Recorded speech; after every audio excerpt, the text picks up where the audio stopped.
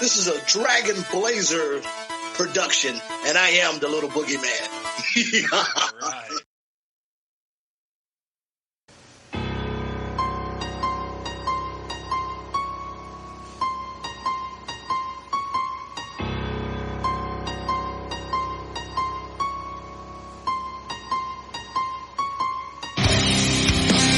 Coming down the aisle, your podcast tag team champions of the world, Boomer and Blaze.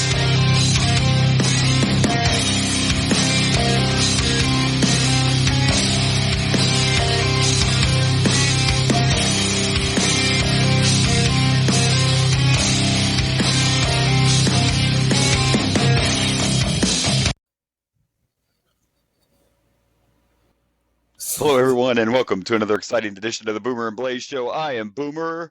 And I'm Blaze. And we are pretty stoked this week as we will be watching In Your House Bad Blood, but we will also have a special guest with us this week. Are you as excited as I am? Absolutely. Ooh, I could hear it in your voice. I could hear the excitement. Of course. All right. Yes, so another week. We apologize for no episode last week. You know, real life happens sometimes. Scheduling, such, but I had my babies. Yeah, but you got to spend time with your kids, and that was important. So, yeah, because I know I get it. They're getting older, and when they come on the weekends, you don't get to see them much because they're working now. So I'm glad you got to spend that time with them. It's all good. Yep, it's all good. So, but we are back, and we're back on track. We got a guest with us this week to watch Bad Blood, which this pay-per-view, even though it's in your house, has a couple of big things that happen on it. And one of them, of course, is the first ever Hell in a Cell match. So I'm pretty stoked about that. All right, so are we going to bring in our guest, or should we just start rambling? What are we doing here? Yeah, let's bring him in. Let's bring him in. Let's bring in our guest this week. Let's bring him in. Might be familiar to some people if you've listened to the show for a long time. You might have a little idea. It could be familiar. So he is going to join us for the intro here, where we're going to talk about the pay-per-view that just came out, Money in the Bank. We're going to talk about some other things. He's going to join us for that discussion, and then he's going to leave, and then he's coming back because he wants to talk about the Hell in a Cell. Here he is. Ladies and gentlemen, joining us, Rage in the house. Rage, how you doing? Doing good, guys. You? Doing good. This is exciting. First time since, let's see, what was it, WrestleMania 12? Yeah. Where we were all together. Yeah. So, Iron Man match. The Iron Man match. Yes. That was the last time. Still the greatest of all time. There you go. There you go. It was a good match. All right. Well, welcome. And he's going to join us here for what I like to call our bullshit session of the show, but absolutely. It's bullshit. Actually, we have to actually start on a sad note, and I always hate to do that, but I don't know if both of you saw last week, but we lost someone else in the wrestling world as Droz passed away. Yes. At a young age, only 54. Yeah. And I don't know how many people remember Droz, but of course he was in the WWF for a short time until he was paralyzed by a accident in the ring in a match against D'Lo Brown. So yes. The interesting thing is, do you guys know when he was first brought in, he was called Puke? That was his original name. I actually remember. Yeah, that's actually why Vince hired him, was because he could puke on command. What? Yes. Yes. You can actually find a video online of him in the office with Vince, and it shows the segment. Yes. Yeah, where Vince is like, you can puke on command? Unknown talents. You will be Puke. Because everybody wants a wrestler named Puke, so... I do not. I definitely did not want that. I mean, I hate dealing with my kids puking, let alone some grown-ass man puking in the ring. Yeah. Yeah, like I said, career was short-lived because of an accident, and of course, maybe not right away, but later on down the road, D'Lo and him, patched things up, because accidents do happen in wrestling. It's a dangerous sport. But, yeah, he ended up being a paraplegic and seemed to be doing good for a real long time, but unfortunately he passed away at a pretty young age, so rest in peace to Droz. Yeah, unfortunately it seems to happen way too often in this business. Yeah. People die at such a young age. Yeah. It's a rough business. It is. And I'm sure in his case, part of it was probably due to his condition. But yeah, you're right. I mean, it's nice to know. Yeah, this isn't. Most of those guys are drug and alcohol related. Yeah. So it's not nice to know that it wasn't that. But you get what I'm saying. No, but it was natural instead of drugs or alcohol or the usual. Well, they like to say heart. Yeah. It's usually the heart, right? All the time. Eddie's heart, Flying Brian's heart. It's always the heart. Right. That's usually the the excuse. So, yeah. So rest in peace to Draws, and I mean, I don't remember a lot about him. I remember him being there. I want to say, if I remember correctly, that for a short while they actually had him with the Legion of Doom. I seem to remember that. I could be wrong, but I think he was actually with LOD for a short while. So.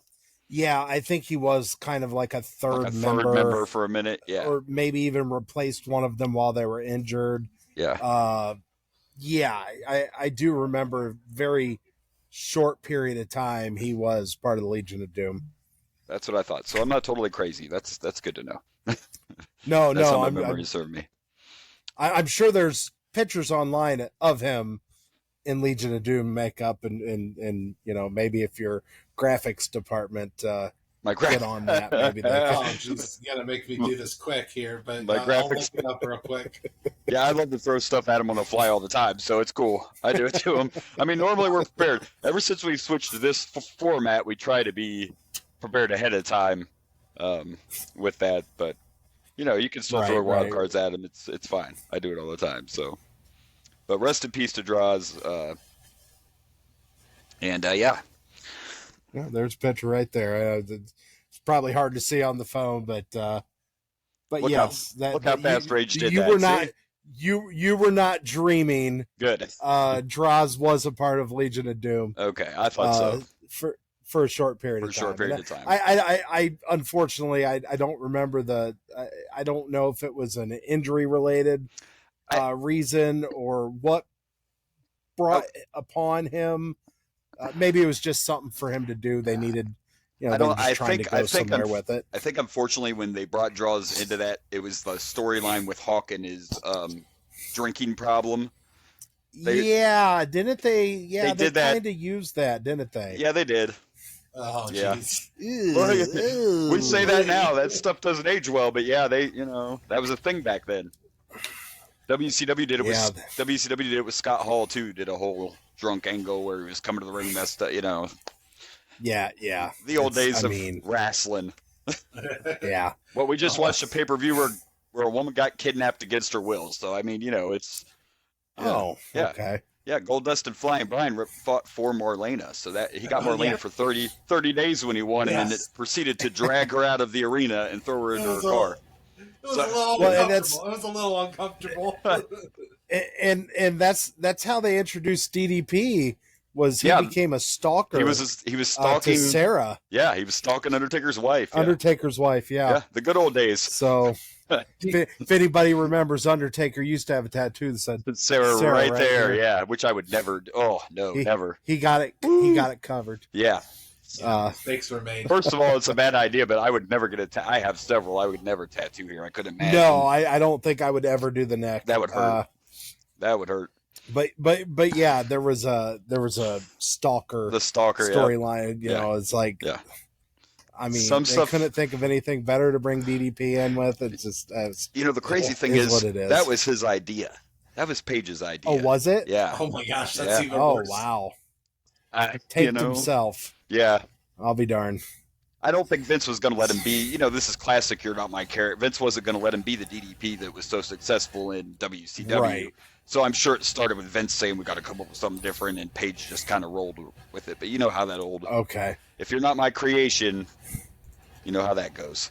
Yeah. Yeah, like when they brought Sting in and buried him. It's the same thing. But anyway. Yeah. All right. Well, I believe that this guy who got to see a movie this week, I would like to discuss that real quick before we get into wrestling. That movie. Yes, well, so did Rage. I take it you have not got to see it yet, Boomer. It was my Father's Day gift. Oh, nice. I got to. The kids took me for Father's Day to go see my childhood Batman. The Batman. You know, the Batman. The Batman. The Batman. I know that's a big debate. You know, it is. People older than us will say Adam West. But for people our ages, Michael Keaton is and will forever be Batman. He is Batman. I love the Dark Knight trilogy. Nothing against Christian Bale. Those movies are the best that Batman's ever been. But as for Batman himself and Bruce Wayne, it's Michael Keaton. Michael Keaton all day. Keaton. Those... don't get me wrong; those movies were better. Those Dark Knight movies, definitely. The Dark Knight is cinema at its highest form, in my opinion. It brought together everything: comic book movies and great cinema, all in one. It didn't get treated like a McDonald's commercial. Yeah, I guess is the best way. Yeah. It got treated like a true cinema movie. But as for my childhood and all of ours, to be honest, all of our childhood, Michael Keaton will forever be in our hearts as Batman. Well, I did not get to see the movie, so this will be, a discussion for you guys. I have not seen it yet. So this has to be spoiler free. That's fine. Well, but I got you. There's so a few things that I definitely don't want to spoil, but yeah, Michael Keaton was definitely awesome in this movie. I loved him. I also really liked the girl, I can't remember her name, that played Supergirl. She was really cool. Reluctantly, I also really enjoyed Ezra Miller's performance as well. His performance. I went to see it because of Michael Keaton, not him. Grant Gustin is so much better as the Flash. Oh, absolutely. I love Grant Gustin as the Flash. I'm saying that I did enjoy his performance despite how toxic he is. he is definitely an idiot walking amongst the earth, but yeah. It sucks that this movie might fail because of his antics outside of the movie. Because I feel like that's why that's the biggest problem and why this movie is not selling out theaters. And her name is Sasha Cal, or Callie, or whatever. Yeah. I've never seen her in anything else, but she was real good. I liked her. She looked real cool in the suit. I thought we really enjoyed her. It was definitely a more modernized woman Supergirl versus a sexually you know what I mean, how Wonder Woman's got the outfits that make her look sexualized, and even most of the other Supergirls, the 1984 Supergirl, even the one that was on CW, she's wearing the kind of the skirt and everything. Yeah. This was definitely more of a she looked badass. We're not going to sexualize this character. We're going to make her more of a badass. So I think they did a good job, kind of modernizing Supergirl's character. Very cool.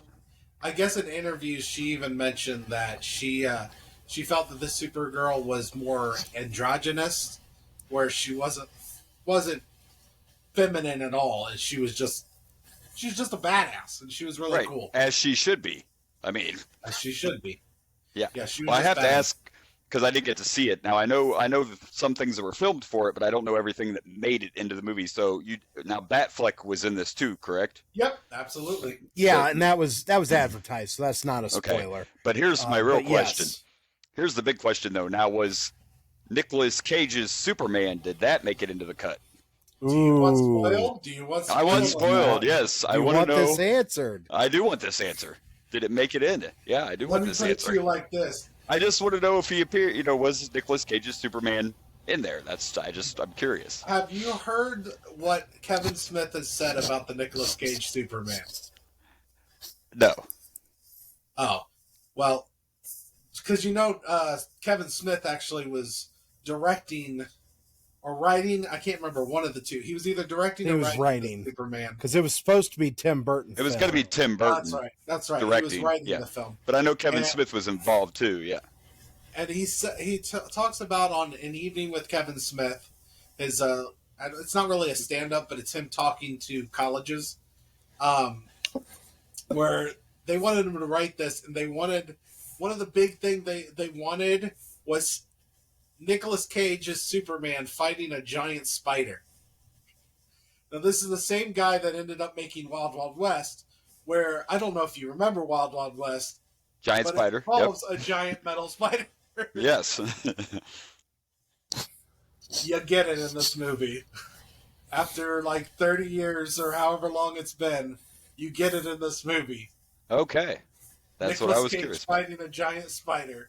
Nice. And it was glorious. It was glorious. It was Very glorious. good. Yeah, I knew Batfleck made it in. I just didn't know if the Cage thing would make it in. Like, I knew they filmed it. I knew they filmed him as Superman. I just didn't know if it made it into the cut.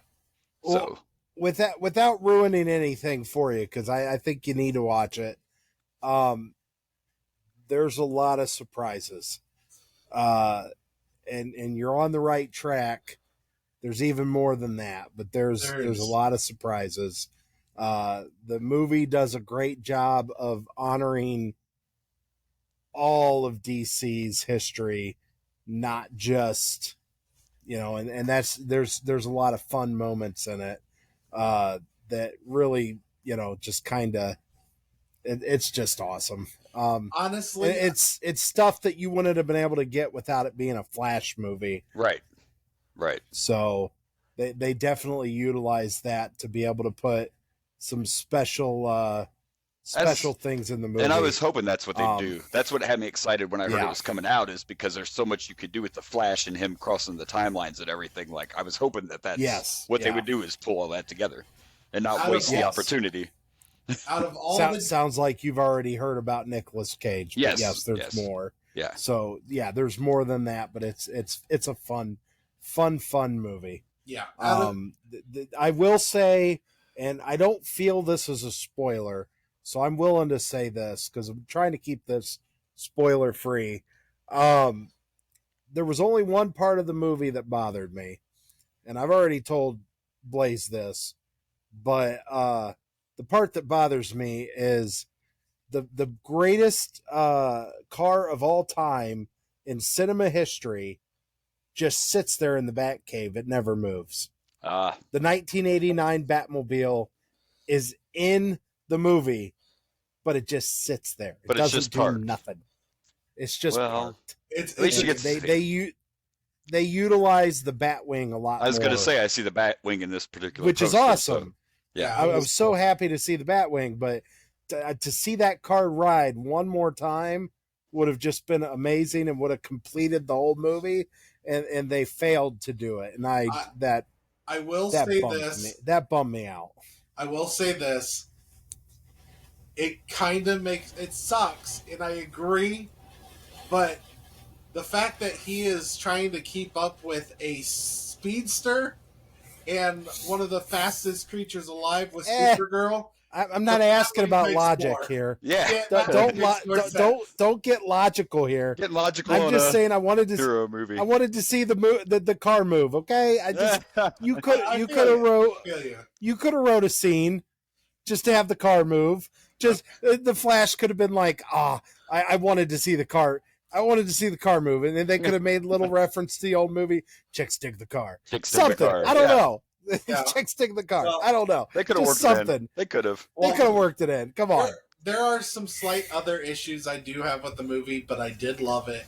And I will say that out of all the DCU EU movies that they've made, I think this would be third or fourth place. I liked the Batman better. I liked Wonder Woman better. And I liked the Suicide Squad better. So I would say this is probably my fourth favorite in the DCEU. It was a lot of fun, but I don't know if you've seen the new Suicide Squad by James Gunn. That was freaking amazing. I loved that movie. Wonder Woman, the first Wonder Woman was amazing, and so is the Batman. You didn't like the Batman? We had this talk once before. It just wasn't my thing, but I thought it was forgettable. Batman. It was Detective Batman, but it had other issues. Like, I didn't even finish it. Sorry. That's just... Oh, really? Yeah, I didn't even finish it. I'm sorry, but there's nowhere in the history of comics that the Riddler was ever Jigsaw from the movie Saw, and that's what they were trying to do, and I just... Yeah. I'm like, yeah, come on, man. This is not Saw. This is Batman. I agree with I agree with Boomer here. I'm just too old school. I really did not like the Riddler in this movie. And it wasn't Robert Pattinson. It wasn't him as Batman. He did what he could. But I didn't like the Riddler. There were a few other things like Batman just like casually walked into everywhere. Like, I don't know. It was just not my thing. I liked Pattinson's Batman. His and they didn't really do anything. His Bruce Wayne was just non-existent. That was my only complaint with Robert Pattinson. But I think that was writing and not him. It had nothing to do with his performance. It was just writing. He does not focus on being Bruce Wayne, which this is early Batman, so he's got to learn that, he's got to balance that, Yeah. It was emo Batman. He was vengeful. That's what it was. He was just angry and vengeful at the beginning. The whole movie was emo Batman. Yeah, it was just kind of, but I respect what they tried to do, but it just wasn't my thing. That's all. I loved it. I loved it a lot. So apparently I'm on the other end of the spectrum. I didn't mind Saul version of Riddler. That he was still the Riddler. He was just way more intense, and I was fine with that. Jim Carrey was a better Riddler than that Riddler was, but whatever. Jim Carrey was a fun Riddler, but he was a fun Riddler. He was. I don't know if I disagree with that, but I liked it for this movie. I'd have been okay with a darker toned Riddler, which is what they did, but I hated the mask. Riddler never wore a mask. Not like that. Like, I don't know. It just, you know what I mean? Yeah. Yep. But they it just was. It didn't even feel like we were getting a Riddler character. We got like a totally different character, and they called him the Riddler. I don't know. My only complaint with the mask is I wish we didn't know it was the Riddler. Because the mask makes sense because this is a detective version of Batman, which is the Batman I've been waiting for years, which is why I liked it a lot. But it would have been better if it was actually a mystery and we didn't know who the actual villain was. And we were learning along with him. Right. Which I guess it would have made more sense to use a lesser known supervillain in the Batman universe than Riddler, but because it was a detective, the Riddler was supposed to be a mystery to everyone. He wasn't. He was trying to solve things. I understood the mask. It worked for the movie, and I understand your complaint. But anyways, fair enough. But anyways, The Flash was great. A lot of fun. What do we want to talk about next? We're gonna go to some AEW. Goes to AEW. Yes. All right. Of course, we had what Forbidden Door was 2 weeks ago. I obviously didn't get to watch it. Until I get some more money from doing the podcast, I can't afford all these pay-per-views. But understood. But the coolest thing to me was Bryan Danielson's entrance and actually getting to come down to the final countdown. And I don't know if you guys know, but that was his indie song for years and years. All the way till he went to WWF, that was the music that he would always use to come to the ring. So I thought that was a very cool moment right there. And MJF's entrance was amazing, I thought. Did anyone get to see the clip of MJF entering at Forbidden Door? I did not. They darkened the arena and started playing his music kind of like classical style, and then he came down on a throne and got lowered down. Did you get to see it, Rage? Oh, really? Yeah, he got lowered down on the throne.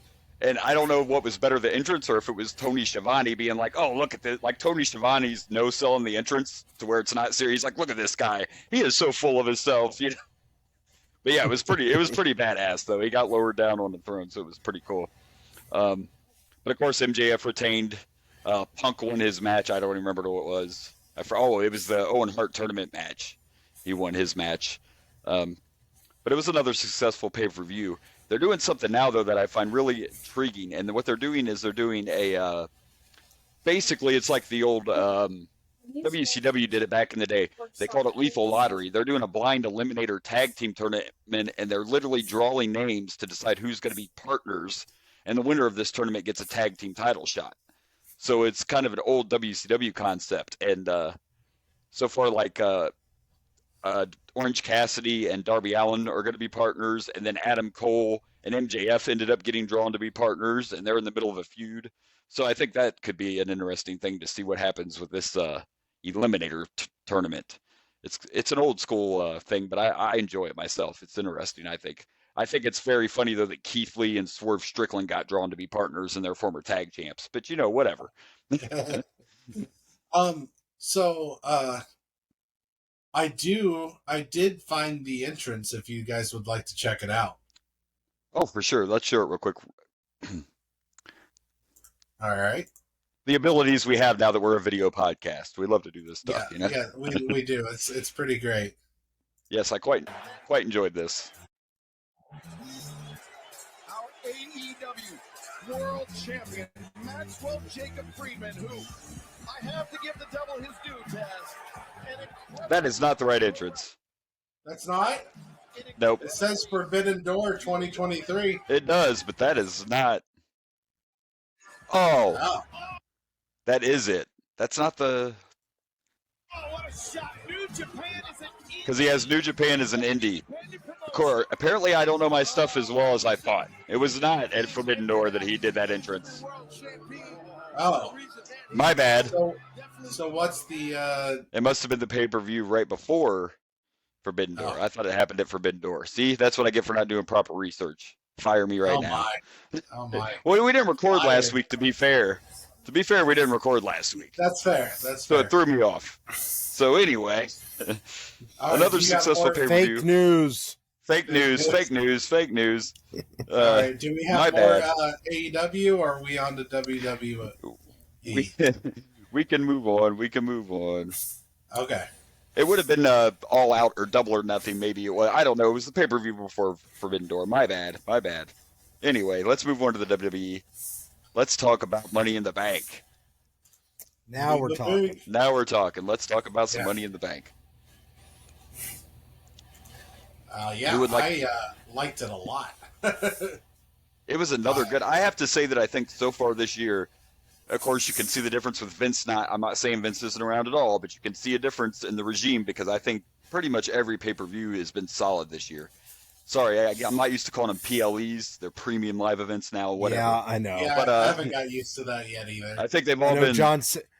John Cena was at Money in the Bank talking about, let's get, this is the first premium live event in London. Let's get WrestleMania here. And I'm just like, I just can't get used to calling them a PLE. Premium live events, yeah. In fairness, it makes sense. It is what they are.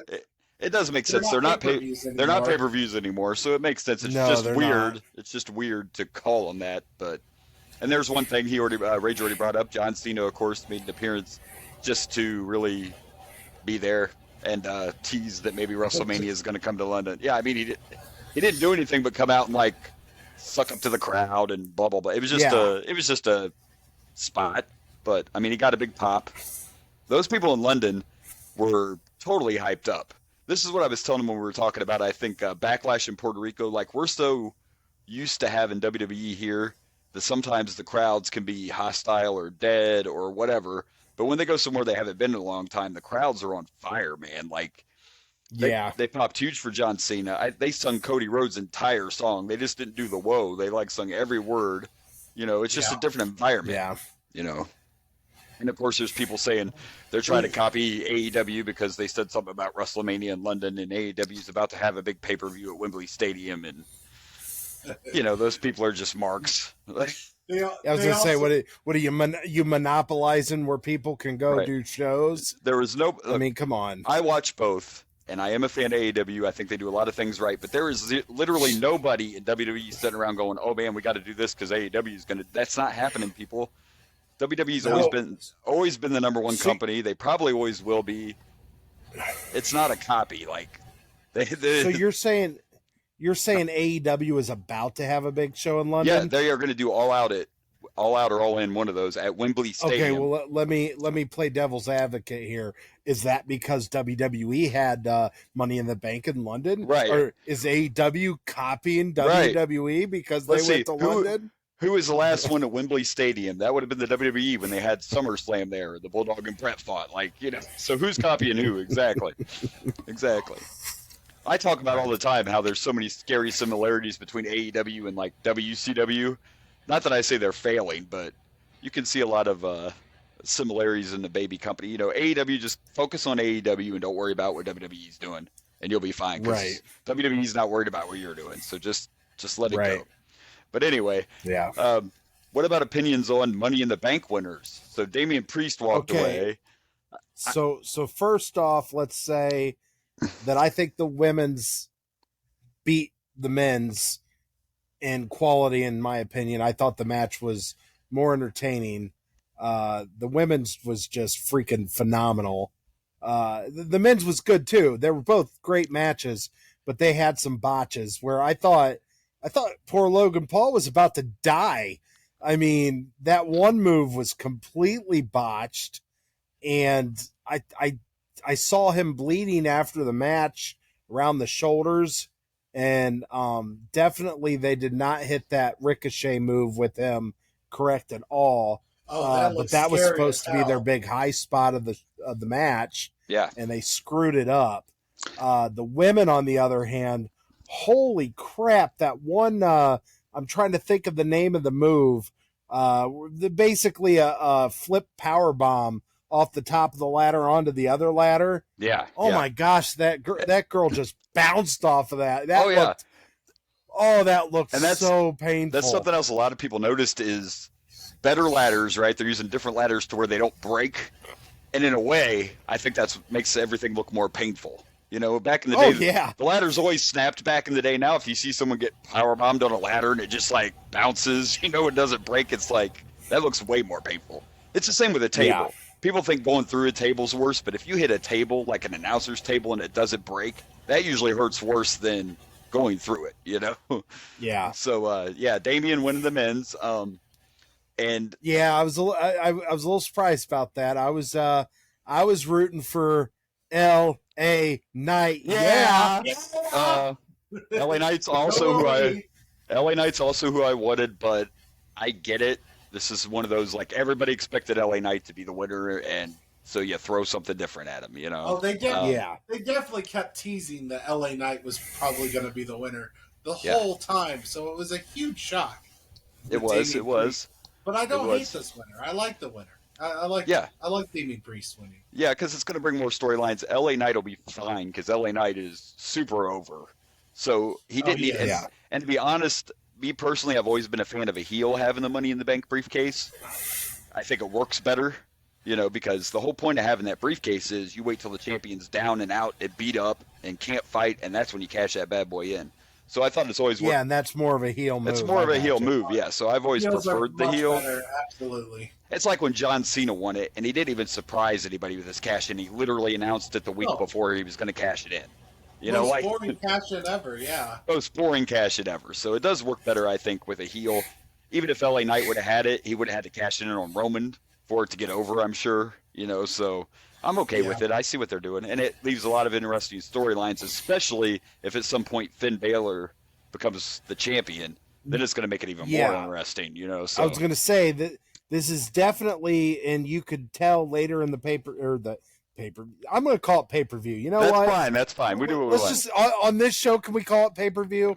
Hell yeah, we PLE can kiss my, PLE can kiss my ass? Okay. Yes. So, anyhow, later in the pay-per-view, you even had that little rift between him and Finn Balor during the match with Seth Rollins. Yes. So you definitely are showing that there's a little crack in the armor in the Judgment Day. Yeah. So there's definitely something going on there. Whether or not Finn's going to be on the outs of the Judgment Day or however that's going to play out, I'm just kind of interested in seeing how that works because it definitely adds some drama with him having it. It does. So we'll see how that and with goes. the way things have been, and I like Damian Priest. So and the way things have been going now, they do the more long-term storytelling. Now that Vince isn't around, we actually get long-term storytelling, like with the Usos and the whole Bloodline thing. So this leaves a lot more possibilities about where it's going to go. And I'm okay with Damian. We talked about it before Money in the Bank. I was pretty much okay with anybody in that match winning the Money in the Bank. So there was one guy I really didn't want to see win. Probably Santos Escobar, I'm guessing, from the LW. No, I like Santos. Logan Paul. Logan Paul, that would have been horrible. I would have rioted. I would have rioted in my own living room. Don't get me started on Logan Paul at all, okay? Like, don't get me started on that YouTube crap. I am not a Logan Paul fan. I think he has. No, I'm not either. I will say one thing for Logan Paul. He has done a good job on most of these matches he's done. The little botch during this show still kind of looked exciting, even though you could tell it was a botch. But he is not afraid to put his body on the line for entertainment. I'll give him that. But until you're ready to be there on a weekly basis, you have no business winning Money in the Bank, world title, Universal, WWE title. You don't have business holding a championship. If you're just going to show up for one pay-per-view and then be gone for months, it's know like, what I mean. You're not Brock Lesnar. You know what I mean? Like, if you want to be a wrestler, be a wrestler.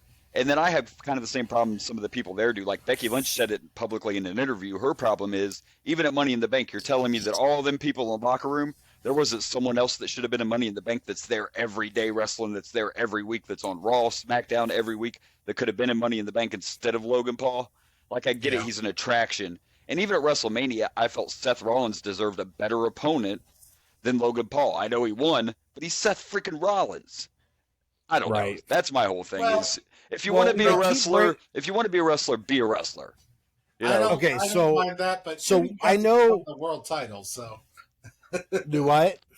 I said I didn't mind the match as much, and then right afterwards, Seth Rollins got to win the world title. So he did. I think Seth Rollins is doing okay. He's doing fine, but my point is taking the big spots away from the people that do it all the time. That's all. And I'll defend the WWE in one thing though, and I'm not of the age in which I understand why Logan Paul is a thing, because I'm not that watching YouTube and all that crap. So I guess we are of an age that we don't see Logan Paul as a star, but obviously he's drawing money. Or they wouldn't have invited him back so many times. Yeah, I mean, it's business at the end of the day, and he does draw money. And I've seen some of his stuff, but it's just not for me. His brother Jake does the same thing, but his brother Jake boxes all the time. Whatever, I'm going to bring up one more thing. The first WrestleMania had Mr. T in the main event. Yep, wasn't a fan of it. Wasn't a fan of it. I wasn't a fan of that either. It's a time-honored tradition that's been there since the beginning of WrestleMania. So, just like a couple years ago, they released WWE released multiple Mr. T figures, and I'm like, why? He was in one match 35 years ago or whatever the hell. No, he was in WrestleMania 2 too, wasn't he? I know. Wasn't a fan of that either. He boxed Piper, didn't he? And the other time, I don't know. Yeah.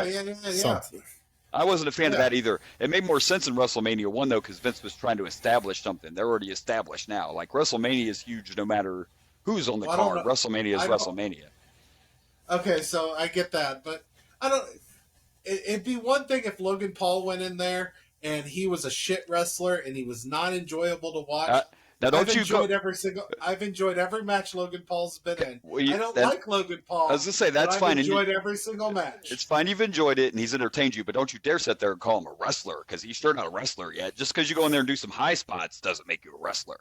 Like, come on, he's an athlete. Okay, he's athletic. He's an athlete. Okay, but my point is it's not like we got.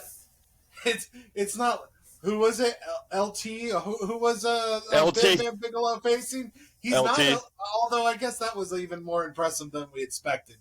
But every match Logan Paul has been in, has any of them been bad? Well, to be honest, I can't remember them all. I didn't watch him when he fought Roman.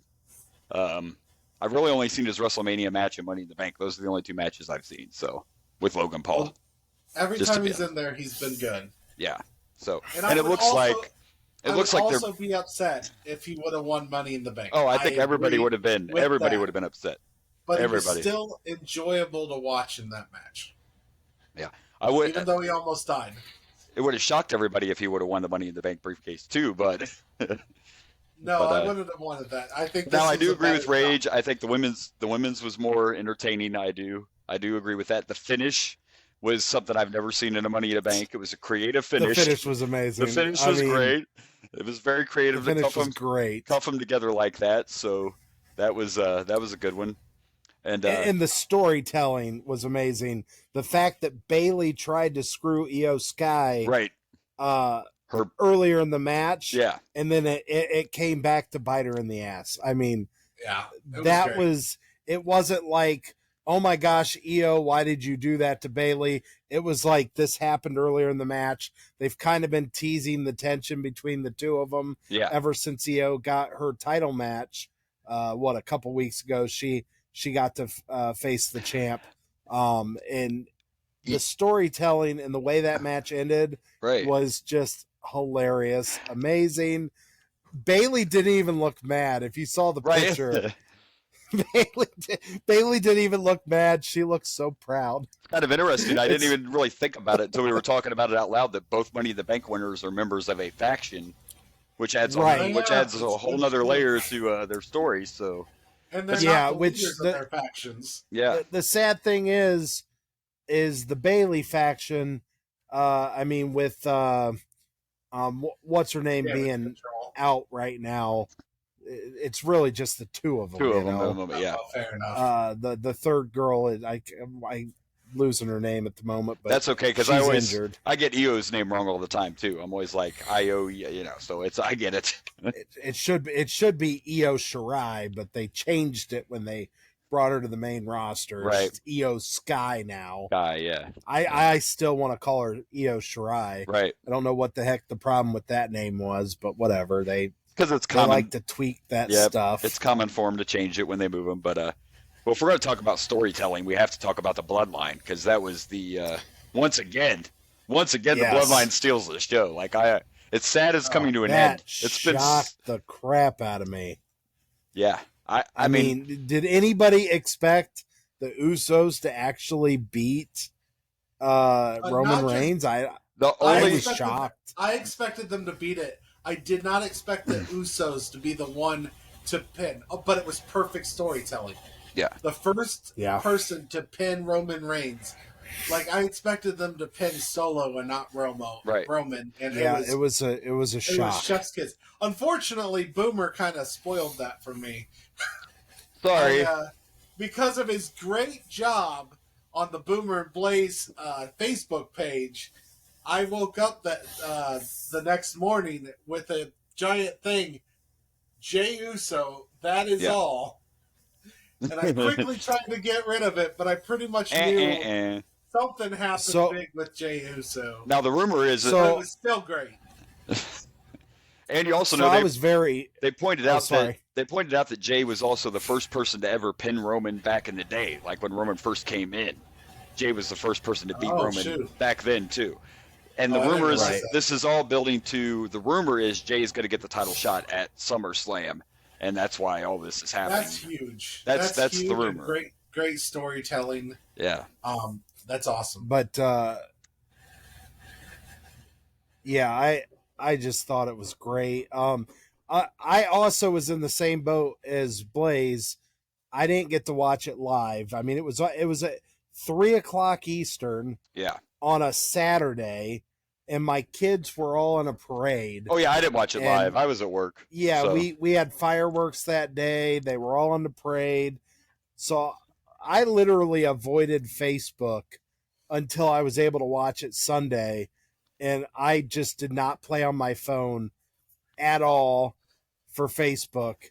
And it was one of those, like, do everything in my power to avoid. Yeah. And I was very happy because the shock value watching it was incredible. I have to do the same thing. I luckily didn't have it ruined. Yeah, I have to avoid Facebook if I don't want spoilers. I have to do the same thing. So, well, ever since they start doing these on Saturdays, it's just not as easy for me to watch live. Like WrestleMania, I made sure I watched live. I kind of told my wife that this is WrestleMania weekend.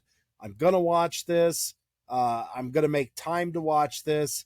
But some of these other shows, it's not possible. Definitely when they're doing overseas shows like Crown Jewel and Money in the Bank was in London, and you've got 1 o'clock and 3 Night o'clock of Champions start times. Yep. Oh yeah, it was Night of Champions. I'm sorry, but you get where I'm going with this. Like when they do this stuff on a Saturday, middle of the day, it's like it's just not always possible for me to make time to sit and watch. Because funny thing is other than WrestleMania and the big four, Money in the Bank's one of my favorites, and I usually do make time to watch that live because I absolutely love the Money in the Bank matches. Yeah. But this year it just wasn't possible. We had the 4th of July parade, but all 3 of my girls were in it. It just it just wasn't possible to stay home and watch it. Money in the Bank's one of my favorite matches too, but I think Blaze is kind of on the same page as I am that I think Money in the Bank should be back at Mania and not be its own pay-per-view.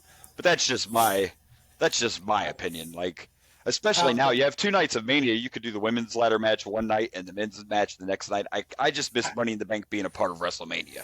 But it's still one of my favorite matches. I do agree with you, but I think the reason is because they know that match alone makes money and they don't need it on the WrestleMania card to make money because people love that match. They do. Yeah, we do.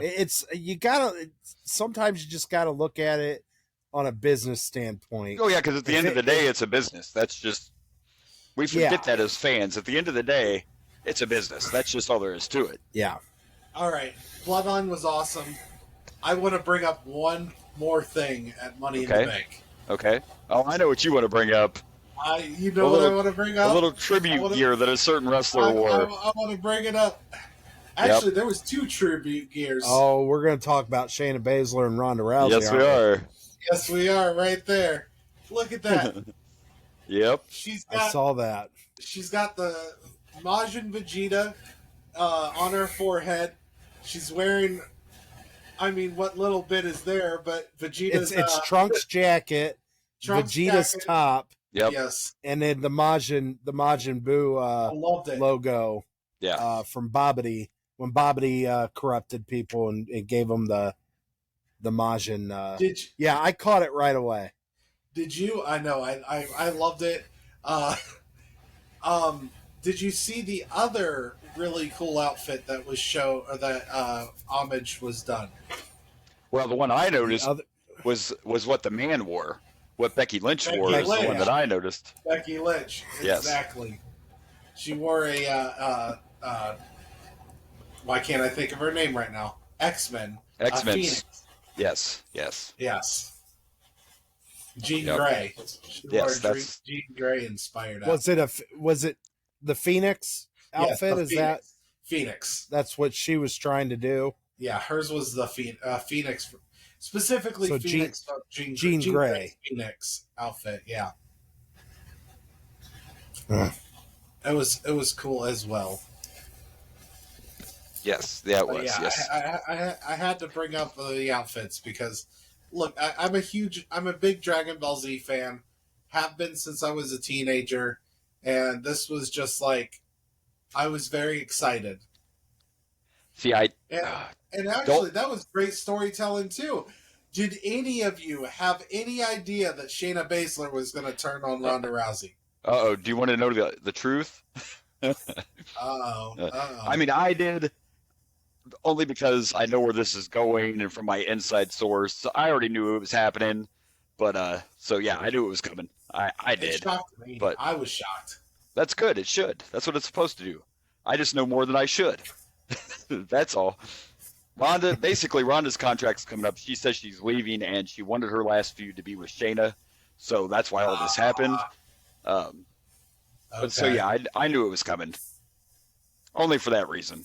That's why I knew it was coming. So. Well, I liked it. I was shocked. I thought it was cool. Yeah, I heard she's done after SummerSlam, right? Yeah, right. And she wanted her last feud to be with Shayna, which makes sense because Baszler was also a UFC fighter or whatever, MMA fighter at one point. So it makes sense. Yeah. Yep. So maybe she's trying to put her over before she leaves. If she does it, she should. I mean, that's what you're supposed to do. If she does the right thing, she'll put her over. So we'll see where that goes. It's probably going to be a SummerSlam match, I'm assuming. So we'll see how that goes. Ricochet and Logan Paul are also, it looks like they're teasing that for SummerSlam as well. So we shall see. That's cool. That's cool for Ricochet. Yeah, I mean, that's got a potential to be really entertaining if that happens. And it'll get Ricochet on the big card, so I won't totally hate on it. Right. So, all right. So is there anything else we want to talk about Money in the Bank? No, I think that's all I had. Rage, you got anything else you want to talk about? I think we covered most of everything that happened on Monday. I mean, we didn't really talk about Seth freaking Rollins retaining his world title, but we did talk about Damian Priest drama with Finn Balor during the match. And, of course, I guess we should mention that Drew came back. Drew returned after Gunther's match. Oh, yeah. Drew showed up. So, yeah. Speaking of Finn Balor, there was one last thing we got to talk about. Oh, yes. The Judgment Day recreating the Beatles on Abbey Road. Yeah, that was pretty. I thought that was really cool. It was. And I was shocked when I saw the video of the Judgment Day just like walking around London. I'm like, I don't imagine WWE stars do that very often. Like they're just walking down the streets of London like, hey, everybody, you don't know who we are, do we? Do you? You don't know. Oh, no, shoot. Because I'll tell you what, if they don't notice anybody else, they definitely know who Rhea is. I'm just saying. They know who Mommy is. That's for sure. That's right. But yes, that was a pretty cool little moment. Cool recreation. Good call. Good call, co-host. Yeah, I had to bring that up. Yeah. I'm not hating.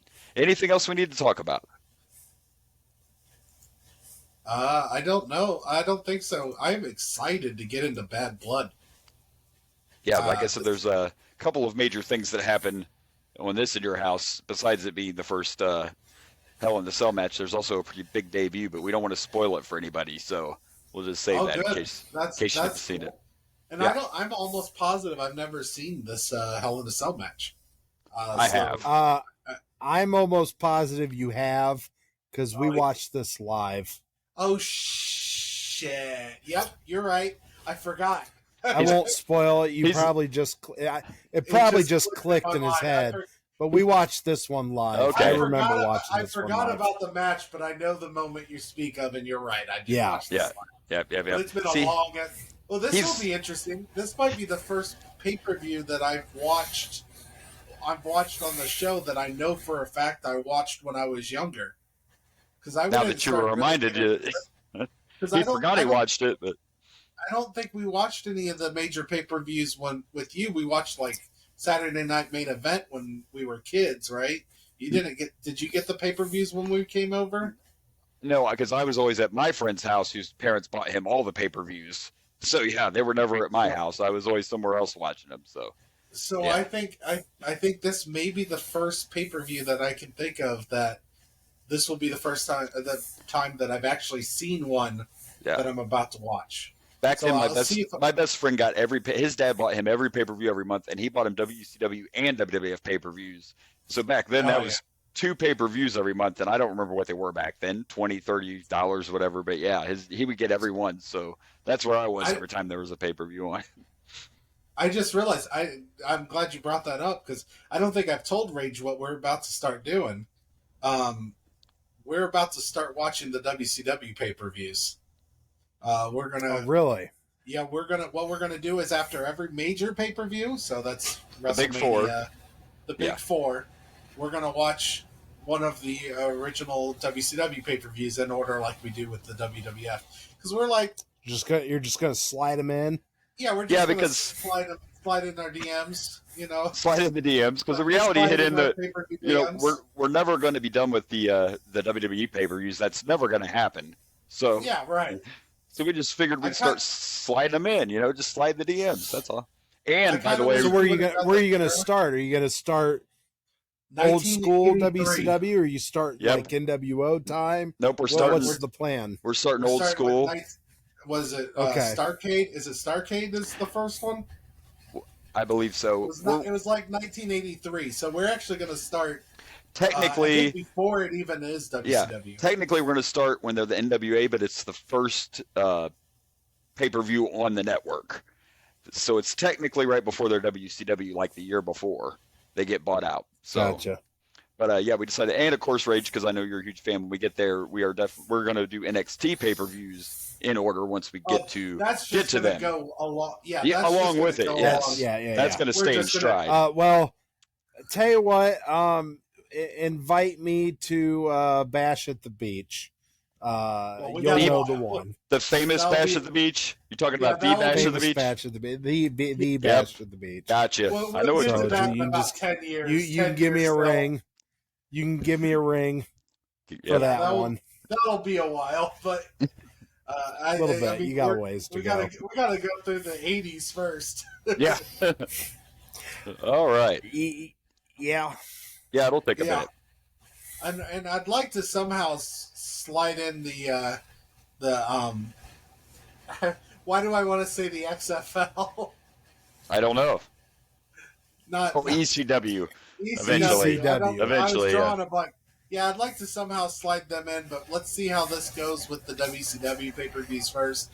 Yep. But we might throw in a ECW one here, and because we just want to start getting to some of the other ones too. I kind of wish we would have started this earlier, and we would have just watched these in order, like started with WCW and then kept them going, like just like when these pay-per-views came out. Like You know, running we could together be- at the same timeline. Yeah. Like, We could be getting to the WCW's feud and actually seeing them like go back and forth a little bit. What's going on with WCW, and then watching what happens at WWE. You know what I mean? yeah, yeah. But I didn't think about that till now, so we're just going to slide them in because I'd like to start getting to those WCW. I want to see these wrestlers before they became WWF stars. You know, I want to see Mark Calloway. You know, why is he not a main eventer? Where did you go wrong, WCW? Hey, I watched. I watched an interview with Go him on. with the Undertaker the other day, Mark Calloway, and he again brought up what I've said many times on this podcast. What drove his whole career was the day that they looked at him at WCW and said, "You will never draw money. No one will ever pay to watch you wrestle." And yeah, how that turned out. That was his So motivation. There's Yeah. a whole Facebook post showing all the future stars of WWE, and it shows their WCW picture. Yeah, And of course, Mean Mark Calloway's on there. Austin. Stunning Steve Austin, Cactus- Chris Jericho, Yep, Cactus Jack, Yeah. I assume. Cactus Jack is on there. Yeah, There's a bunch of them, and they even showed pictures of Kevin Nash when he was like the Wizard. the Oz. He was Oz. Yeah, they call him the Oz. Yeah, whatever. Yeah, the Oz. They showed him because technically WWE drew money with Diesel before he got Came big back, as Kevin yeah. Nash again. Yeah. Yep. So But I I think know he it's got hard to bigger think in of him as a WCW. WWE guy, but he really kind of became a WWE guy and then went to WCW and helped draw money. Right. But Same it's with just kind of funny how they show all these future superstars Yeah. that became huge in the 'Cause WWE. it was the same thing with Razor. Scott Hall, he was the diamond stud. Yeah, there was originally. there was a picture of Razor. Yeah, So, but it's just kind of funny when you look back and you think of how different it would be if it wasn't that they weren't getting good wrestlers. It's just their creative team just didn't know what to do with these guys. yeah. And unfortunately, I think they weighed too heavily on bringing in old WWE guys to help, draw money versus creating their own identity and creating these superstars, which is obviously what WWE did, and obviously Yeah. the rest is history. You got to remember that back in the day, Um, the biggest problem with WCW until Bischoff got there, he changed things quite a bit. But the biggest problem was always that WCW was owned by a television company, And that was always the biggest. Yeah. Yes, Ted Turner owned them, but they were a wrestling program on a television channel, and that's how it was treated instead of a wrestling company. And that was always one of their biggest downfalls, like the entire time of their existence. So, you know. But yeah, Stone Cold Steve Austin got fired by a letter in the mail. Just saying. Oh, jeez. You know, they broke up the Hollywood Blondes because people in the back were jealous. When Pillman and Austin were together and they were hot as could be, and they took the titles off of them and broke them up because the other guys were jealous. You know, stuff like that. Just politics. And you're right, the ex-wrestlers, as big as I'm a fan, when they signed Hogan and gave him power to say what would happen with his character, you know, that was a bad idea. There were bad ideas along the way, but yeah, it is interesting to go back and think about, wow, all those guys that WCW could have had that went on to become huge stars for the WWF. It's pretty cool. Pretty cool. All right, well, we've rambled for a while, fellas. Are we ready to start? Well, Rage will be joining us later on, but are we ready to start watching? I'm ready. I'm excited. Yeah, you go ahead and watch this, and I'll tell you what, I will see you guys here in a little bit, if you'll have me. Absolutely, absolutely. For the main event. I'll be back for the main event. Looking forward to it. All right, we will talk to you later, Rage. Thanks for joining us. All right. And let's get ready to watch. So long. See you later. All right. Well, let's get into it. Let's watch In Your House, Bad Blood. You didn't have anything else to talk about, did you? I don't want to cut you off. Oh, no. Okay. No. All right, I'm let's do it. I'm just getting my background set up for this, so I can start doing the promo art. So, all right. Let's do it. Here we go.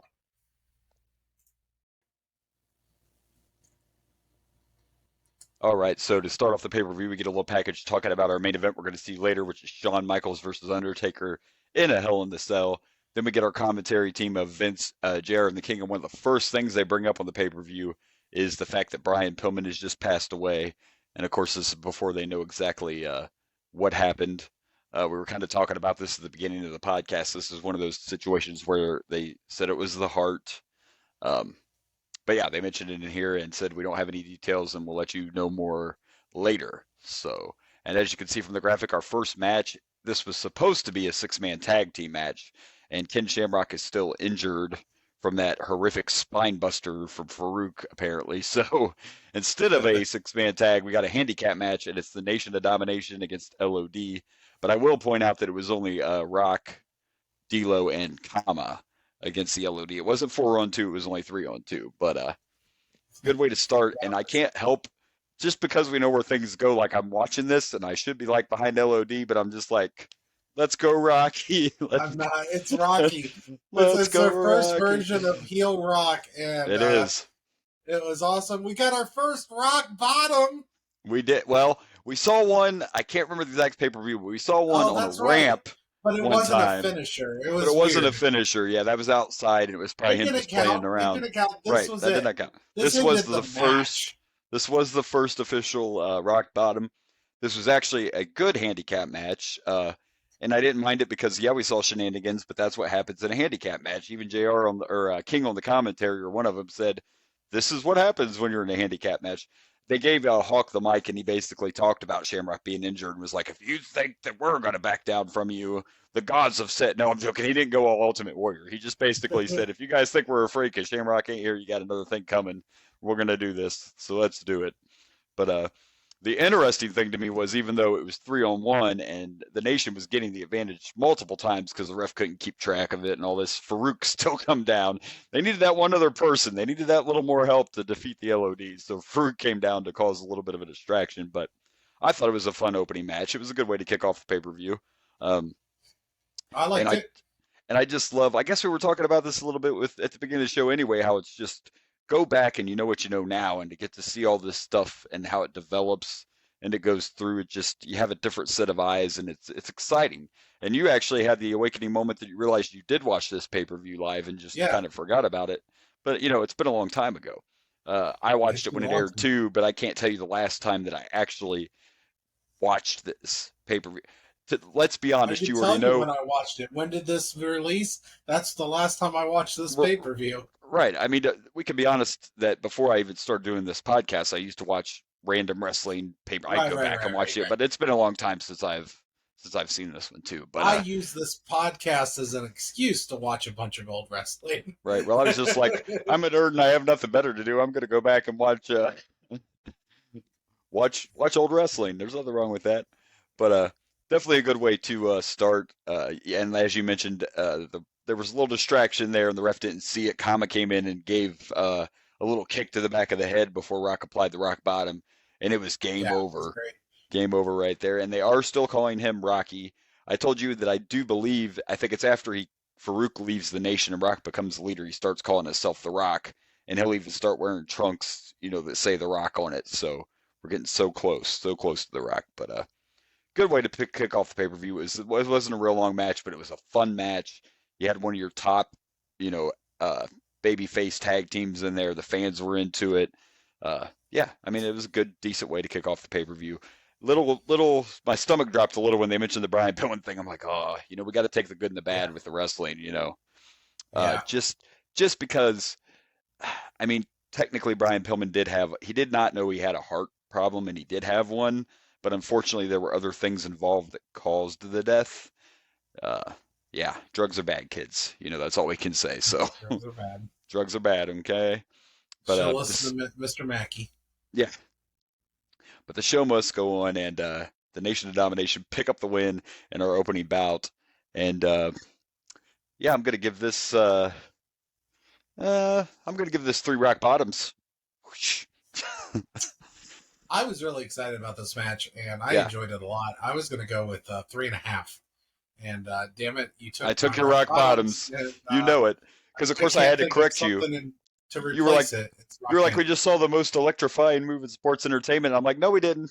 That's the People's Elbow. But we didn't get to see our first official rock bottom. So we're waiting on the People's Elbow to show up, and we're waiting on the People's Eyebrow. Yes, and for him to just be The Rock. I think the People's Eyebrow was when he was a face, though. I don't think we'll see that till after the Nation. Yeah, after he leaves the Nation. Yeah, so I think that was after Nation. Actually, for the People's Elbow might have been after the Nation too. So yeah, which that one I know for a fact that the People's Elbow just started as a rib to try to make other wrestlers laugh, and then look what it turned into. Like, he was trying to get people to. Great. Yeah, he started doing it in house shows to try to make people, crack up. He was making fun of weak moves that he thought were weak. So he did the most cheesy finisher. Now we love it. Everybody loved it, and it was probably one of the weakest finishers, but everybody loved it. It was all about the delivery. That's what it's all about. So yeah. All right. Well, I guess we're ready to see what's next. Let's check it out.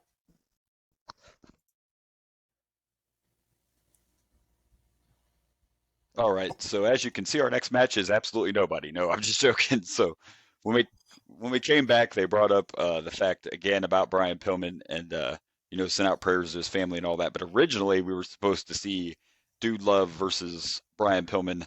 Obviously, that could not happen. They had to throw something together at the last minute, so we got some little people action, or whatever term they prefer, and it was way too hard. I like dwarf. It was way. I hope they agree. You're supposed to call your good friend Little Boogeyman and find out what the proper term is. See, that's where you forgot. You're supposed to reach out to him and find out. But anyway, so our next match is Max Mini, who we have seen on a pay-per-view before, and Nova against Mosaic and Tarantula. And folks, you just couldn't find pictures. If you Google, I had troubles finding. I found Max Mini, but they weren't good pictures. They weren't promo pictures. They were pictures of him in the ring and stuff. Right. And I did find Tarantula, but I couldn't find Nova. No. I couldn't find Mosaic. And the problem with Nova is it was used by other wrestlers. I know there was a Nova in ECW because I tried to Google it and I was getting grown men. I'm like, wait a second. And Mosaic used a different name, so it was just hard to find their pictures, and it's fine. This was also a short match, no pun intended. What? Cut that? Cut that? I'm the heel. Well, it was punny though. It was punny. Get it? Punny. Anyway, it was here because they needed something to fill it in, and I guess it was fine. We can't call it a squash match, but I mean, it was there. A very short match. I don't know.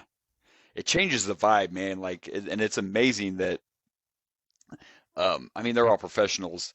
Like Vince is trying not to be emotional about the whole Brian Pillman thing. They're doing a good job, it was but weird watching them. Man. It's just weird to watch and knowing what we know now. But then they didn't know what was going on for exactly. But what made it even more uncomfortable at the time, maybe, or a little more weird, was like I said, they were in the middle of that storyline where Pillman had Marlena for 30 days. So on the Raw before this, we see a segment where he has Marlena in a motel room, and then later that week he dies in the motel room. It was just bad timing in the middle of a bad story. It was an unfortunate thing, but anyway, this was our substitute match. It was there. It was fine. I mean, I'm gonna give it a. I don't know. I'm gonna give it a 1. I don't know. I'm gonna go with 1.5. Give me promo pics of these guys. Right. Come on. Right. How can we do our job? I can't even make the. But what graphics. I do like about you though showing this is because you guys will be able to see it. And the other ones, this is what he chose for the matchup screen, and it's pretty sick. Like having Kane. Yeah, I found this off the internet. Yeah. It was pretty cool. Having Kane's eye right there in the back of that Bad Blood. So it's a nice graphic. The graphic's more entertaining than the match we just watched. So at least you can. I actually even debated on trying to make this myself, but then I found it on the internet already. So right, and it's maybe cool. Not quite like this. I was thinking about just doing Kane's mask behind the Bad Blood logo, right?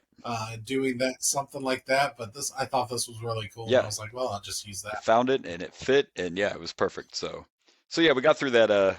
What was just a filler match because of unfortunate circumstances. So not a whole lot to talk about other than it was impossible for him to find the graphics he needed for. But I think we were talking. I told you the one guy that wasn't even the Mosaic guy. That wasn't even the name he used. So then when I did find him, it looked nothing like him because he was in his normal whatever persona. So it is what it is. Yeah. They had to do something. They just had to fill it in and find some guys on short notice. But I'm on fire and I'm not even the heel. I'll tell you what. Am I gonna get canceled? Is that what's gonna happen? Chris Holyfield's gonna call your ass and be like, "You're a dick," and I'm coming to get you. But all right. Yeah, Chris Holyfield's gonna be coming to get you. Coming to get you. All right. Well, let's. I'm so excited when we get to him. Yeah, I think we have a while, but the first thing we're gonna get is him as Little Booker T, and I think that's at a Raw. So. Oh, okay. I was gonna ask you which one he was first. If it was Booker he was or Boogie. He was Little Booker first, and then he was Little Boogeyman. I think Little Booker was like early 2000s, like probably, 2001 maybe. And then he was Little Boogeyman. This was I think 2006. Like the early phases of Vince trying to bring in the little people to entertain, and then early 2000s or late 99 or whatever is when he started having all the mini-sized, mini Vader, mini blah blah blah. So we might not be too far away from it. Could be 99 when that all, something like that. So yeah, we're pretty close to it. But anyway, we got through that little fill-in match, and now we can see what's actually next on the card. So let's just badass graphic though. Let's just move on. Let's see what's next. All right.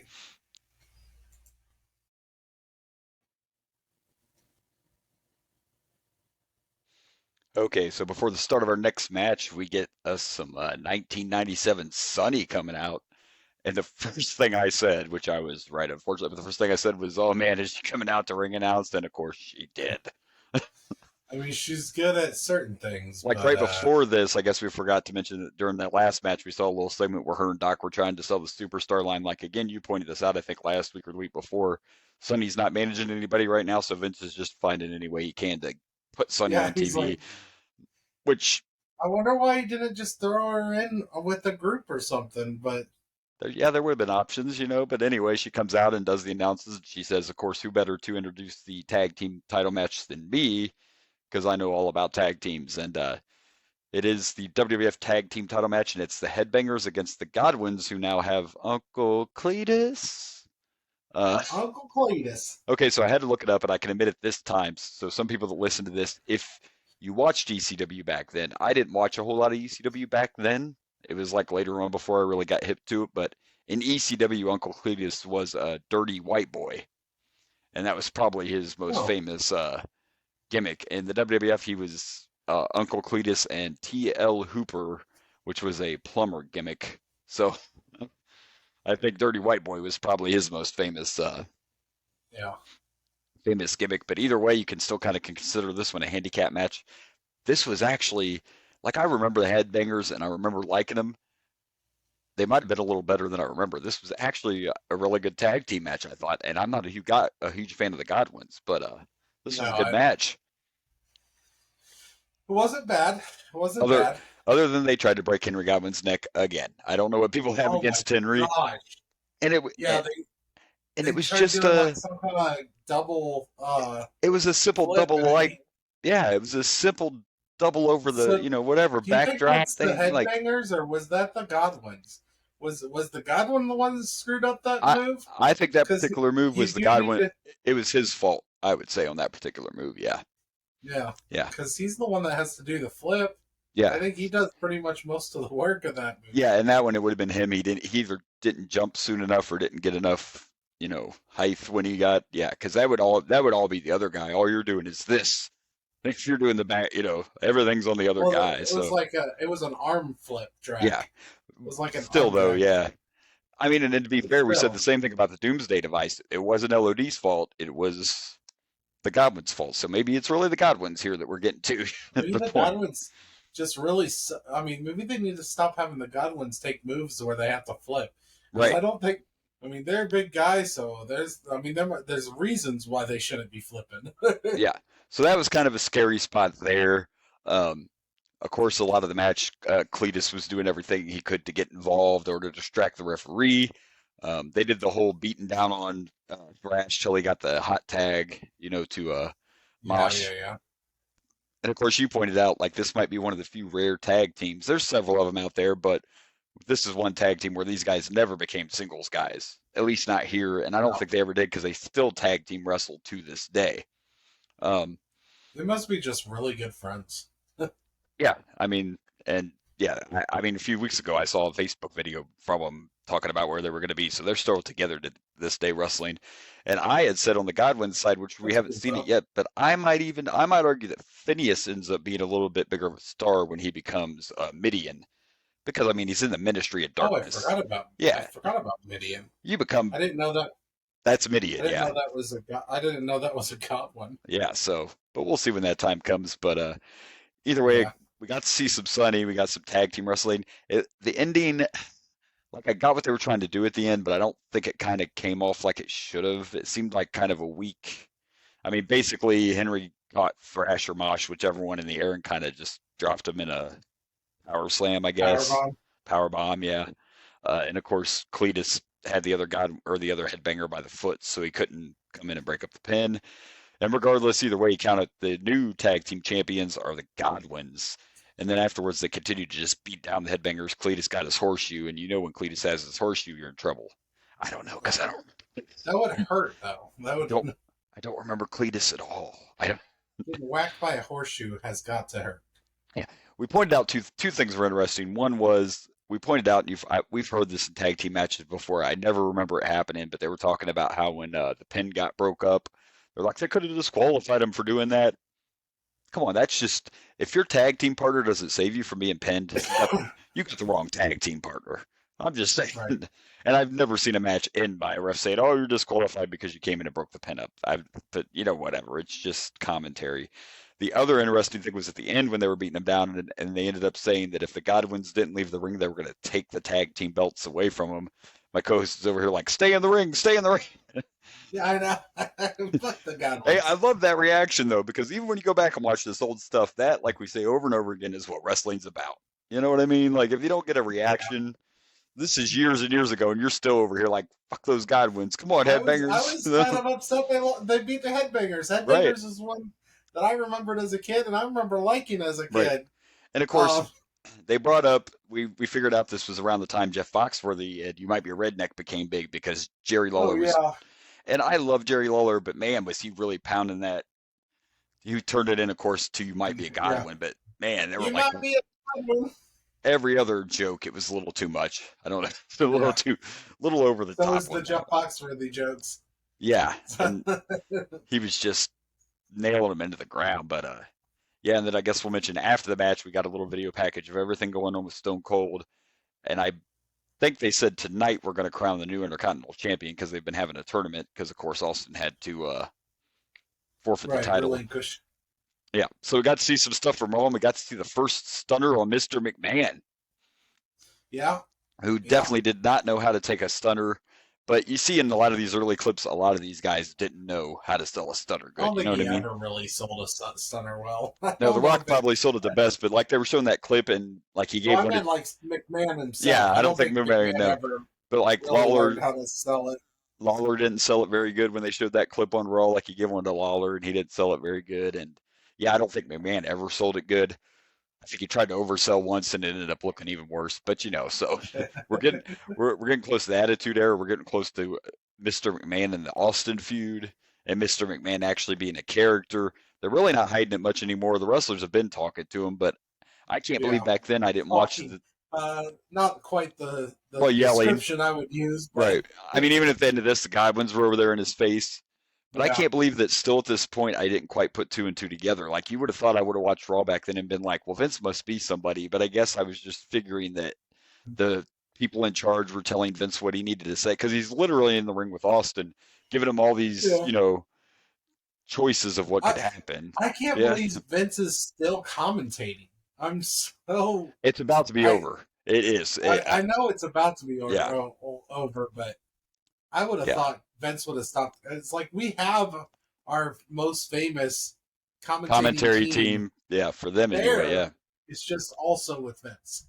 yeah, but it's gonna soon. That's gonna change. In fact, after the next pay-per-view we watch, it's gonna change a whole lot. But as far as this one goes, I was actually, I think before any match starts, I'm like, oh, what's gonna happen? And I've always liked the Headbangers. I think they're a very good team. The Godwins are kind of hit or miss. Like they're big guys, but usually I'm like, oh, the Godwins. But this was actually a pretty good tag team match, even with the shenanigans from old Uncle Cletus out there and all the inappropriate second cousin twice removed mother daughter father brother jokes or whatever. But well, every time the Godwins win, they get another cousin, so that's always nice for them. You're right. That line. Excited about winning this one. That was a line. Forgot about that, but you're right. That was a line in this. Oh my gosh. Woo, yeah. Interesting. Anyway, I guess I'm gonna give this 2.5 cousin Cletuses. That's what.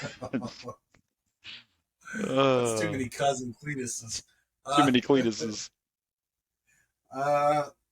It was fine. 2.5. I don't know if I was gonna go lower, but I'm like, I don't know if it's lower. It was an okay match because it was pretty decent. Yeah, it was a pretty decent tag team match.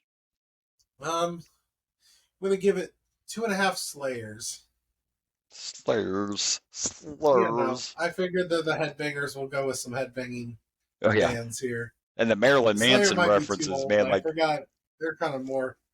Forgot this is 97. Slayer might be too old. It's all about Marilyn the whole time. He made a bunch of Marilyn Manson comments too. These guys like that Marilyn Manson stuff. Like, yeah. But this is at the height of the Marilyn Manson thing, so I get it. 2.5 Metallicas. That would be. There you go. That'd be a little more. Time. There you go. That's a little better. Catch up, old man. You're going too far back. Sorry, my bad. It's all good. It's all good. It's all blur now. It's all a blur. It's all. Well, to be fair, Sunny was out there, and she kind of takes us off our game. Yeah, so that did just as distraction. Yeah, definitely. 100%. Definitely. All right, let's check out what's next. Jim Ross is out here. Jim Ross is out of here.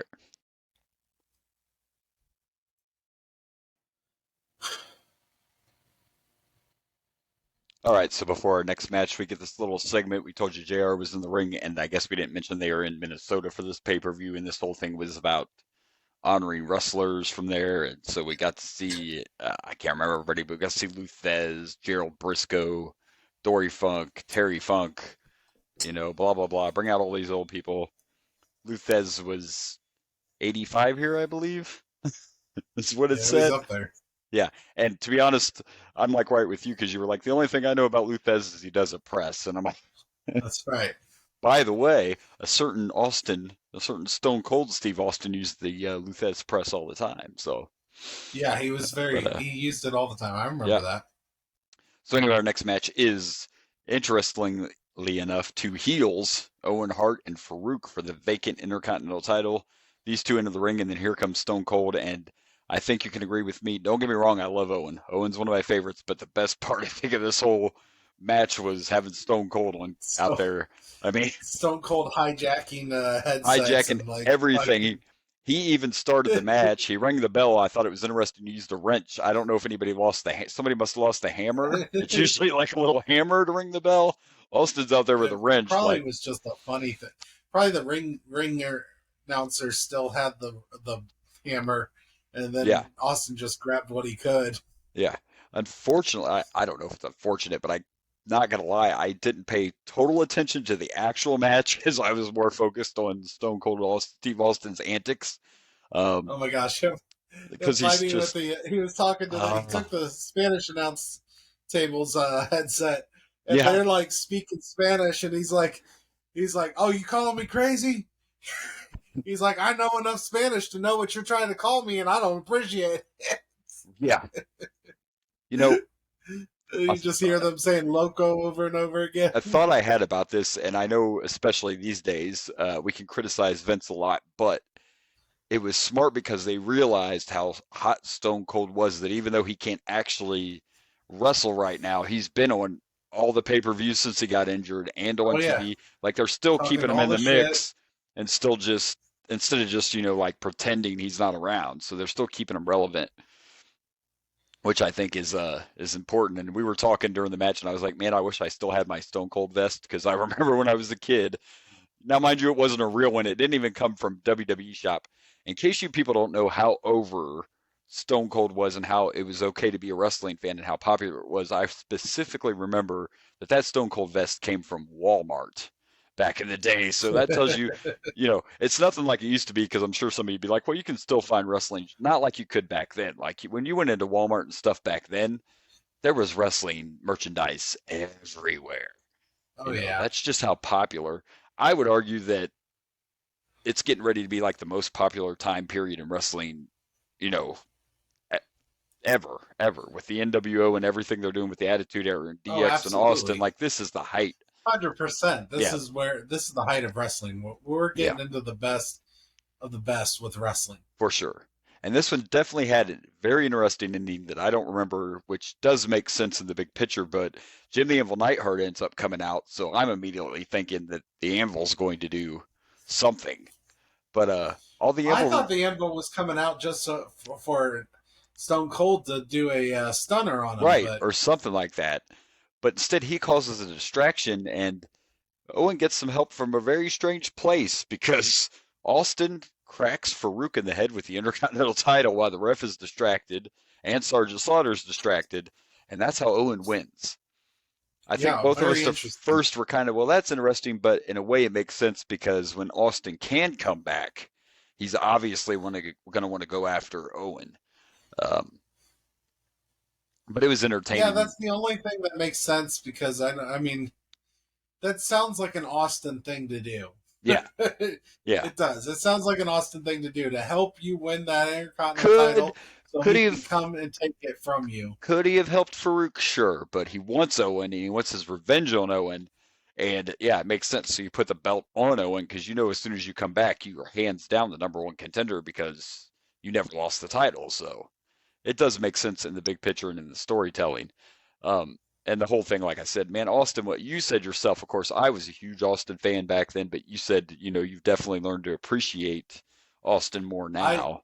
I did not appreciate Austin like I should have when I watched wrestling back then. It was all about DX for me. But see, I get that, because I can honestly say, believe it or not, I didn't appreciate The Rock as much back then as I should have. So I get that. Because I love The Rock. That definitely didn't go past me. The thing for me was I watched both all the time. So I'm not saying I didn't know about The Rock. That's not what I'm saying. But because I watched both, I was so into the NWO and Hollywood Hogan and all of that, that the flipping back and forth, you don't see everything. So my biggest start at this point into the WWF was I was all about Austin, and then I'd flip it over and I'm all about the NWO, So it was that. Well, I mean, the me and my NWO. friend literally back in those days on Monday night, I remember we would flip back and forth between the two shows, or have the VHS in to record one of them. But anyway, the point is obviously that in the end, Owen Hart became the Intercontinental Champion, and Stone Cold was just the most entertaining thing about the whole segment. I mean, he came out and he tossed the belt on the announce table, like flung it, was like, "Where's my seat? Where am I supposed to sit?" Like, it's great stuff, man. Austin was great out there, and it was a decent match as well. So yeah, and it actually makes more sense to me now because like I said, when it started, I'm like, why are we having a heel versus a heel? But that's exactly why it was heel versus heel, because they knew they were going to bring Stone Cold out, and there was no point in having anybody else in the ring the fans would want to cheer for. So now it makes sense, It's better for Austin to attack another heel instead of attack a baby face that the fans would like. And by the way, you're just pissing off another heel. So it's the little things, but I'm going to give Farouk some bonus points for the way he sold that belt shot too, because it was he didn't oversell it. And I know it sounds silly to say, well, he sold it so well, but selling's important. And he got hit with that belt and just flopped down, cold. It was just a perfect, believable, good sell. Good sell for sure. Because this was back when I wasn't as wise, about everything. So overall, very entertaining. Owen Hart is the champion again, which I'm fine with. And of course, he's got it doesn't say Steve on it, but he is wearing the Owen 316 shirt. And on the back, it says, "I just broke your neck." I mean, come on. Oh my gosh, that is the like fact. I said, I hope that Owen and Stone Cold talked and was like, "Hey, sorry about breaking your neck, but this is what I want to do." Well, now, if you just worth that. I don't know whose idea the Owen 316 shirt was, and I don't know what Austin maybe thought about it. I said eventually, I don't know at what point, but Stone Cold admitted, of course, he was angry at first, but he did get past it, and realized that it was an accident. Accidents happen. Either way, whatever he felt at this point, I don't think Austin would have minded these shirts, because Austin's always also been a business guy, and he knows how this business works. And if I could be wrong, but I think to this day he's still the top merchandise seller ever. Like, he surpassed Hogan. Yeah. So I'm sure there was part of Austin that was like, "That shirt's genius."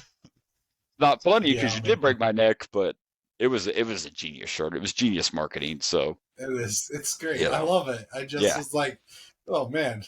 And you talk about a perfect in my head. And you talk about a perfect feud, because I was kind of torn in this feud because I love Stone Cold, but even back then I was a huge Owen Hart fan. And I've said that many times on this show. Like, I was always an Owen Hart fan, even when he was the heel. Owen was just amazing for sure. So, and they did mention Brian Pillman again. I don't know if I brought that up, but they mentioned Brian Pillman again and talked about how the police said no foul play was involved, but they believe there may have been drugs involved. And Vince is like, unfortunately, in any kind of sport, drugs happen, or whatever. But it was a short match. I didn't watch a lot of it, but I'm just going to grade it as the whole thing and as a segment. And Austin was out there, so I feel justified to give this 3 belt shots to the head. I mean, I enjoyed the hell out of this whole segment and match. So I'm going to go with 4 Owen 316. Owen 316, baby. Yeah. I will not argue that. That's for sure. It was a good stuff. Way better than watching all those old guys walk out to the ring, but that's fine. Oh yeah. Yeah, this has been kind of a rough pay-per-view so far, but yeah, to be honest, but the problem was a nice highlight. Yeah, I think that we're going to see what happens when we get to the end of the show, but this is going to be one of those where when we get to ranking, it might end up a little higher just because of some of the stuff that's going to happen in the end. But we'll see. That happen? Yeah, we're not quite there yet. Let's see what's next.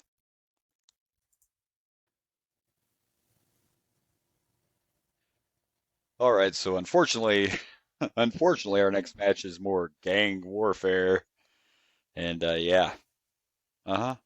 Oh, I guess I got to say more than that, huh? You're supposed to.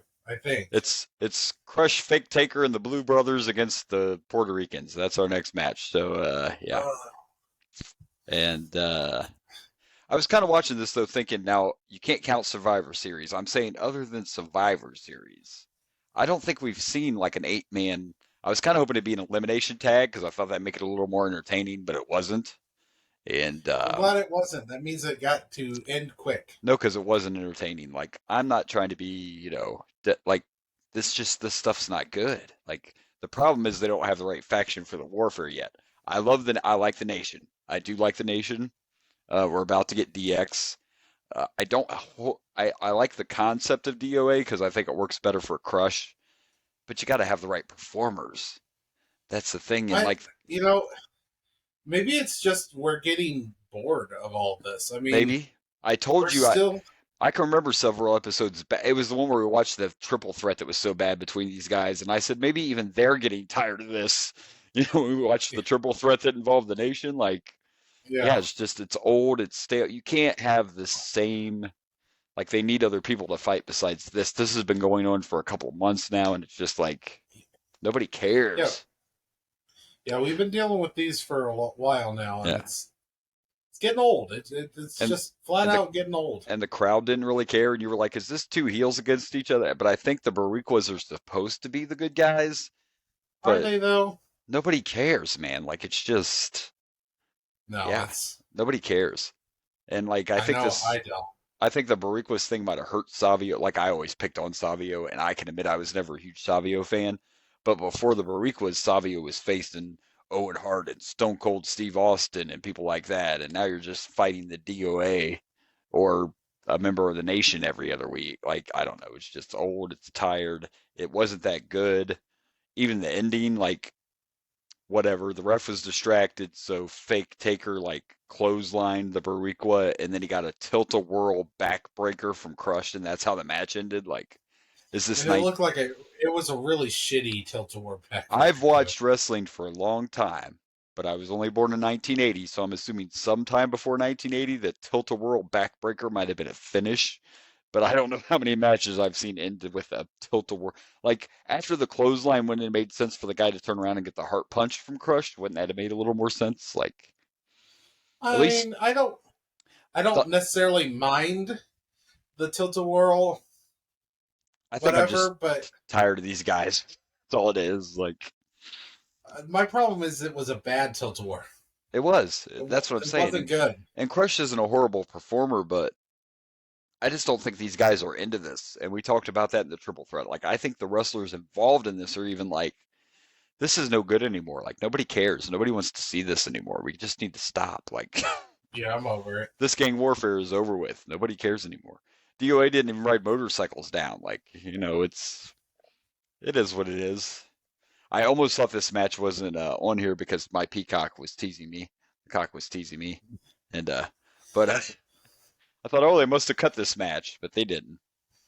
But it's unfortunately, did not. Yeah, and to be honest, overall, this in your house has been a little rough. Like we've seen some good ones. There's been like a ton of good in your houses. This one's been a little rough. It's like I'm excited where we're going, but because we know where we're going, yeah. But so far, it's been a little, And I guess I can go ahead and give a spoiler alert because I like to be funny. I'm not always funny, I guess. But anyway, our next match is a flag match. Canada versus America. Bret Hart and Davey Boy's in the match, right? Yeah. It's British Bulldog. British Bulldog and Bret Hart facing the Patriot and Vader. I don't know. Well, here's the Nothing thing. Says USA like Big Van Vader. I'm just.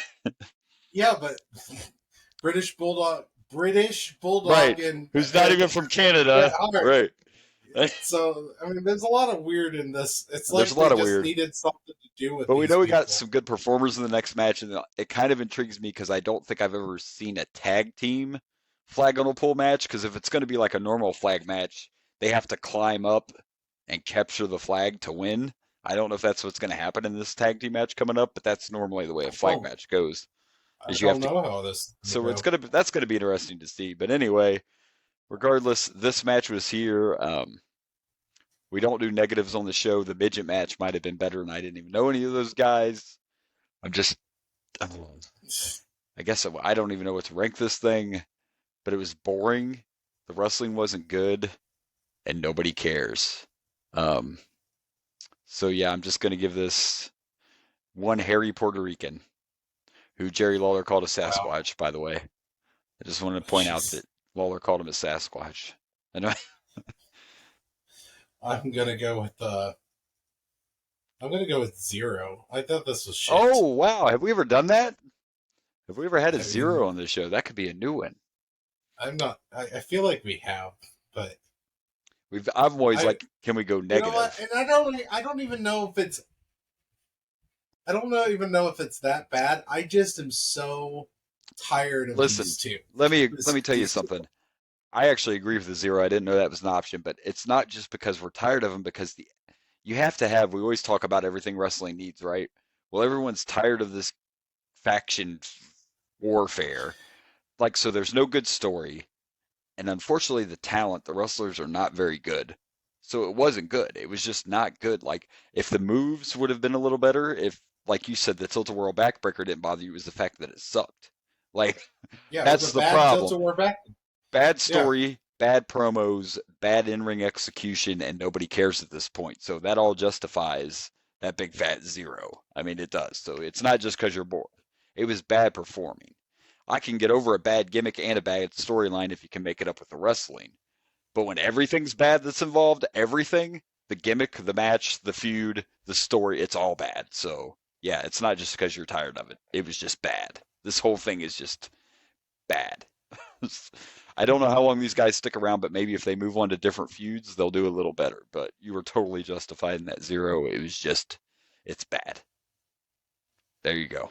It is? It is. So I would say next, we don't know exactly how this flag match is going to work, but it has to be better because you have Bret in there, you have the Bulldog in there, you have Vader and the Patriot in there. It's got to be better than what we just witnessed. It can't be worse. Hope for the best. I don't think it could be worse. The only one I don't really give a crap about in this next match is the Patriot, but I guess I'm not a huge Vader fan, but I don't mind the Vader. Because you're watching the wrong Vader, but when we get to the WCW stuff, I bet you're going to like Vader more. I am excited about seeing these people in different environments and see how they're used. Yeah, for sure.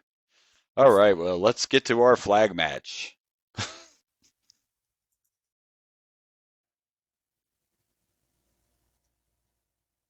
All right, so our next match was definitely more entertaining than the last. It was just a little confusing for a couple reasons, but it's supposed to be a tag team flag match between the Canadians, Bret Hart and British Bulldog, and Team USA, the Patriot and Vader.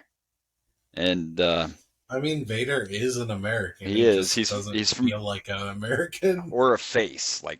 Good guy Vader is just face. Weird. It doesn't work. Well, actually, out of these two, Vader was way more of a face than the Patriot. True. We got to the end there. And then I'm not a flag match expert, but I would feel like if you're going to have a flag match, then why the hell would pinfalls count? I am very confused as well. Yeah. I mean, right away before the match even started, it was just chaos and everybody's beating everybody up on the outside. And here we go again with, the American flag got destroyed, and you would think Bret did that, or Davey did. No, the Patriot breaks the flag and rips the flag off the pole and then chokes Bret Hart or Davey Boy, one of them with it. And I'm like, the American is destroying the flag. There's literally nothing the Patriot did that felt like a face or a Patriot. Isn't that ironic? I don't know. Don't you think? Don't you think? Flag Ray. Anyway, I mean, it's not that it was a bad match. It's just like there was no reason for it to be a flag match. Yeah, I mean, it's just like when you pin someone in a fucking steel cage match. Like in a cage, yeah. Like, why do you have? I mean, at least with the steel cage match, you can use the cage as a weapon, right? Throwing people into them. Yeah. This is a flag match where the flag didn't mean shit. Right. And then right away in the beginning, it was funny too because it was good timing. But Brett and Davey Boy were still outside. Vader and Patriot were in the ring, and the bell finally rung, and I'm like, y'all could grab the flag right now and win, and not even 30 seconds after I said it, Jerry the King Waller said the same thing, like, they could win right now. What are they doing? But they, it was hard. Beat them down for America. It was hard hitting, and there were some hot tags, and I kind of liked it when, literally everybody was trying to do everyone's, Vader and the Patriot both tried to apply sharpshooters. The Patriot you can see, but when Vader tried to apply a sharpshooter, you're like, holy cow, what are you doing? Vader's doing a sharpshooter. And then Vader went for I think he might have been going for a moonsault or whatever, and he missed it, but he dang near landed on his feet. Not straight up and down. I mean, he did land on his feet, but not like this. He was kind of bent over, but still the fact that he did that backflip off the top rope and caught himself and landed on his feet, very impressive, in my opinion. Right. That's why I've always said Vader's one of the best big men. He may not be like the top, but he is a big man. You can't say he's not. He's 300-something pounds, and the stuff he could do. He's a large man. He's a very large man. And the stuff he could do was just insane. He's impressive. He's not my favorite, but he's impressive. He is impressive. I just don't quite get him in this match, but yeah, he is an American. I just can't get with face Vader. That's all. But right away when Brett and Bulldog came out, they were throwing trash at him. There was definitely heat. They had the heat. That was for sure. And I said to you while we were watching it, I kind of wish Brett would have stayed in WWF, because I think this right here was. I know everybody, the kids loved Bret Hart, and I know he was the face of the company for a while, but to me, heel Bret Hart and heel Hart Foundation were his best stuff. I loved Bret as a heel. I loved the whole spitting on America thing and playing the kid. He's great at. He's a great heel. I just don't think they ever realized it. I mean, the Hart Foundation, the original Hart Foundation, were heels back in the day, but Jimmy Hart was with them and he did most of their talking for him. I think heel Bret Hart is just way better as a character. But like I said, not a bad match. The whole thing just threw me off of why did we do a flag match? There was no reason for it. Other than it's America versus Canada. There was really no reason. To me, if we were going to have the flag match, someone should have won by getting the flag. That's all I'm saying. Agreed. That's the only thing. And I thought that if it was a flag match, pins wouldn't count. But, wrong answer. It was a cool pin. I liked the Bret Hart grabbing the Patriots' tights. And it was a classic heel reversal roll up and holding the tights. But then what happened after that? The Patriot just started stomping the piss out of Bret. Beating the crap out of him. And not in a face fashion. That was almost like Godwin jumping earlier when they were like, you got to stop or we're going to strip you. It was that kind of thing. He's just pounding away. And I'm like, that's not really what a face does. This is going to make me interested, too, when we get to some WCW stuff. Because I remember being a big fan of the Patriot, but maybe it was just because of the red, white, and blue in the mask, and maybe he's not as good as I thought he was. I don't know. I remember him being a little better in WCW. I could be wrong. But I could be right. It just, that happens sometimes. Guys go to a different company, and they just aren't as good. Or they go to a different company, and they become better. Johnny B. Bad's another good example. Mark Marrow, he was always talented. He got really over in WCW, and it didn't work here. You never know. But we've seen that talent here. Yeah. Patriot, I don't feel has done anything super impressive. So. And that's why I think I said when I liked him and everything, and we'll see some of that old stuff, I think other places they didn't have him in long matches because they knew he was limited. He's almost another version of Hulk Hogan, and I'm a huge Hulk Hogan fan, right? If somebody's limited in their skill set, you can't put them in. This was probably, a 20-minute match. And Vader was getting the hot tags. You have to protect certain people if they're not, like Goldberg, for example. We all know Goldberg can't wrestle, even less than Hogan. There was a reason Goldberg had 30-second matches. So what you're trying to say is you have terrible taste, and you like the shitty wrestlers. I am not a Goldberg fan, sir. I am not a Goldberg fan. No, okay? I'm talking about Hulk Hogan and the Patriot. You're just a hater on Hogan, all right? And tell me where I'm wrong on all my hatred for Hogan. Tell me what I've said that is wrong about Hogan. Well, nothing really, because you can admit what he did do. You can admit the stuff he did do for the business. I think for me, it's more about childhood. It's just who I grew up with, and he's one of the first wrestlers I remember seeing. It's just nostalgia. I don't remember. I don't think I brought this up, but that Behind the Bastards episode I told you I watched or listened to, Mm-hmm. podcast, Behind the Bastard. Yeah. They gave me another reason to hate Hogan. Oh, yeah? Yeah? Did you know that there was a time Jesse the Body Ventura was trying to get all the wrestlers to unionize? And he had everybody agreeing, and including his best friend, Hulk Hogan. And guess who went behind his back and told the WWE and had that shot down? Oh, yeah. Well, I don't doubt it. Yeah. I don't doubt it. Hulk, and why wouldn't you? Hulk Hogan betrayed him and told Vince McMahon, and then there was no more union talk after that. Yeah. Trying to get these guys, like, you know, I mean, I guess it depends on your thoughts on unions, but just I don't think it would work in wrestling. I mean, that's a whole other conversation.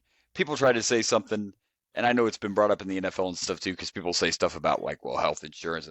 Look, I'm not trying to sound like an asshole, but they're making plenty of money that they should have no problem getting health insurance. Like, you got to take the good with the bad.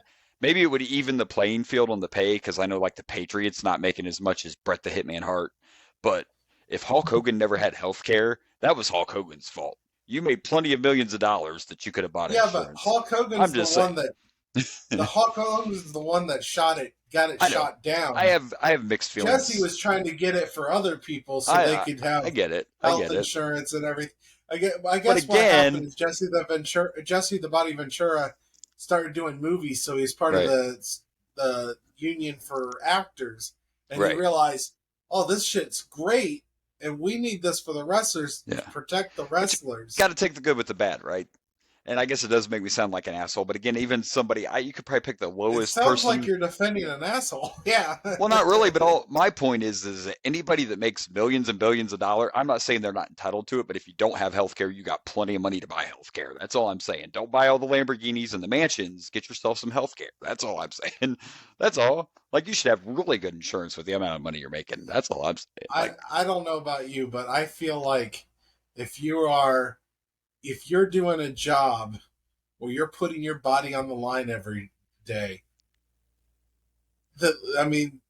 you're the product, and all it takes is one bad neck break, and you're never wrestling again, and there goes your income. I mean, healthcare is not exactly that's only a little different now because the contract. Now, back then, you're right, because back then they didn't get a lot of guaranteed money, and a lot of their money had to come from merch sales and stuff. So back then it was a lot riskier back then. I will agree with you on that point. Well, that's when this is happening. For the guys that didn't have, like in the 80s. Right. For the guys that didn't have. Either early 90s or late 80s. Yeah. Yeah. Because Jesse the Body, this might even been before WrestleMania, because if Jesse the Body Ventura, this is after Jesse the Body started doing movies. Right. And I never actually got to see Jesse the Body wrestle at all. So if he was still wrestling at the time and fighting for this, this would have been. I mean, I vaguely remember Jesse fighting. I think he quit pretty early because once he got into like Predator and all that, once he started getting all those the WrestleManias and stuff, he was a commentator on exactly. I don't think that's what I'm saying. Watched him in a match. Once he got into movies, he was all like, "Why do I want to get in the ring again when I can make all this money?" And he was getting paid good for commentary. I think that's part of it. I think that if I remember right, that's why he didn't get back in the ring, because he was trying to get a union to protect these guys, and then Hulk Hogan betrayed him. Shut it down. Yeah. And then he's like, well, I'm not going to keep wrestling if they're not going to protect me. Yeah. But I can't see both sides of it. I guess Bret Hart's a good example, because once Goldberg took Bret out, Bret lost out on a lot of money because he couldn't wrestle again. So, I mean, I can see both sides of it. Very dangerous. It'll definitely. I don't think it'll never happen. Well, I think once it became a publicly owned company, all that went out the window. Like, there were no more chances that we're going to have a union anymore once it became, publicly traded. But it's been a thing for years. They've tried, and maybe someday, you never know. But yeah, and this was back in the days. I mean, it got a little better then, but you got to remember the days you're talking about with Jesse Ventura. a lot of other things were different too, because they were paying for their own travel. They had to pay for their own hotels. Like those guys, even if they made a lot of money, Right. by the time they spent all their money on expenses, they really didn't have much money left. So I could see it even more back then when Well, that's it when we're wasn't as talking. We're not. yeah, we're talking about back then. Yeah, we're talking about We're talking about before. back then. Yeah, so but that doesn't surprise me. Hogan and Jesse have never been real good friends either. So Well, that's why I apparently, mean, because I believe according to the podcast, they said that Jesse and Hogan were actually really good friends. When he found out it was Hogan that is the one that betrayed him yeah, when he was trying to get all these guys to unionize, right. I think that's where their falling out happened. Yeah, well, it makes sense. So as far as this match goes, I mean, they had some entertaining spots. Oh It yeah, wasn't this match. it wasn't boring. It just had me a little confused. But it wasn't a boring match. It was still entertaining. I just don't think the pin should have been in there. The crowd was into it. So I don't know. I guess I'm going to give this 3.5. You don't have to catch the flag. There you go. I'm gonna go with 3. Grab the flag in a damn flag match, you sons of bitches. America. It is America. All right. Well, we know what's next, and I believe we have someone coming back to join us for the main event. Absolutely. First ever Hell in the Cell. It's Shawn Michaels versus The Undertaker. The winner gets a title shot against Bret Hart at Survivor Series. So let's check it out.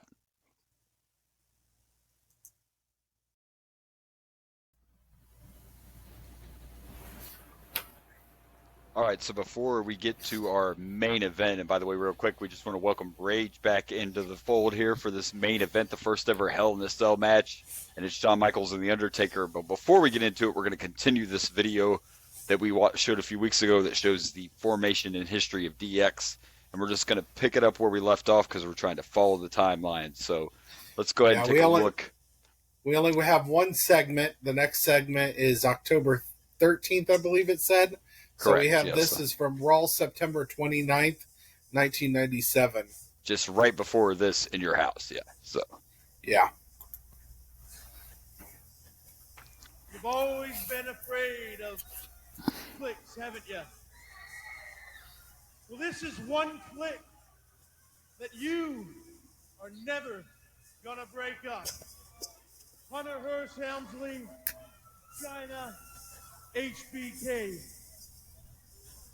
Now, I've been sitting back for a couple of years while you and the World Wrestling Federation have they bleeped 4.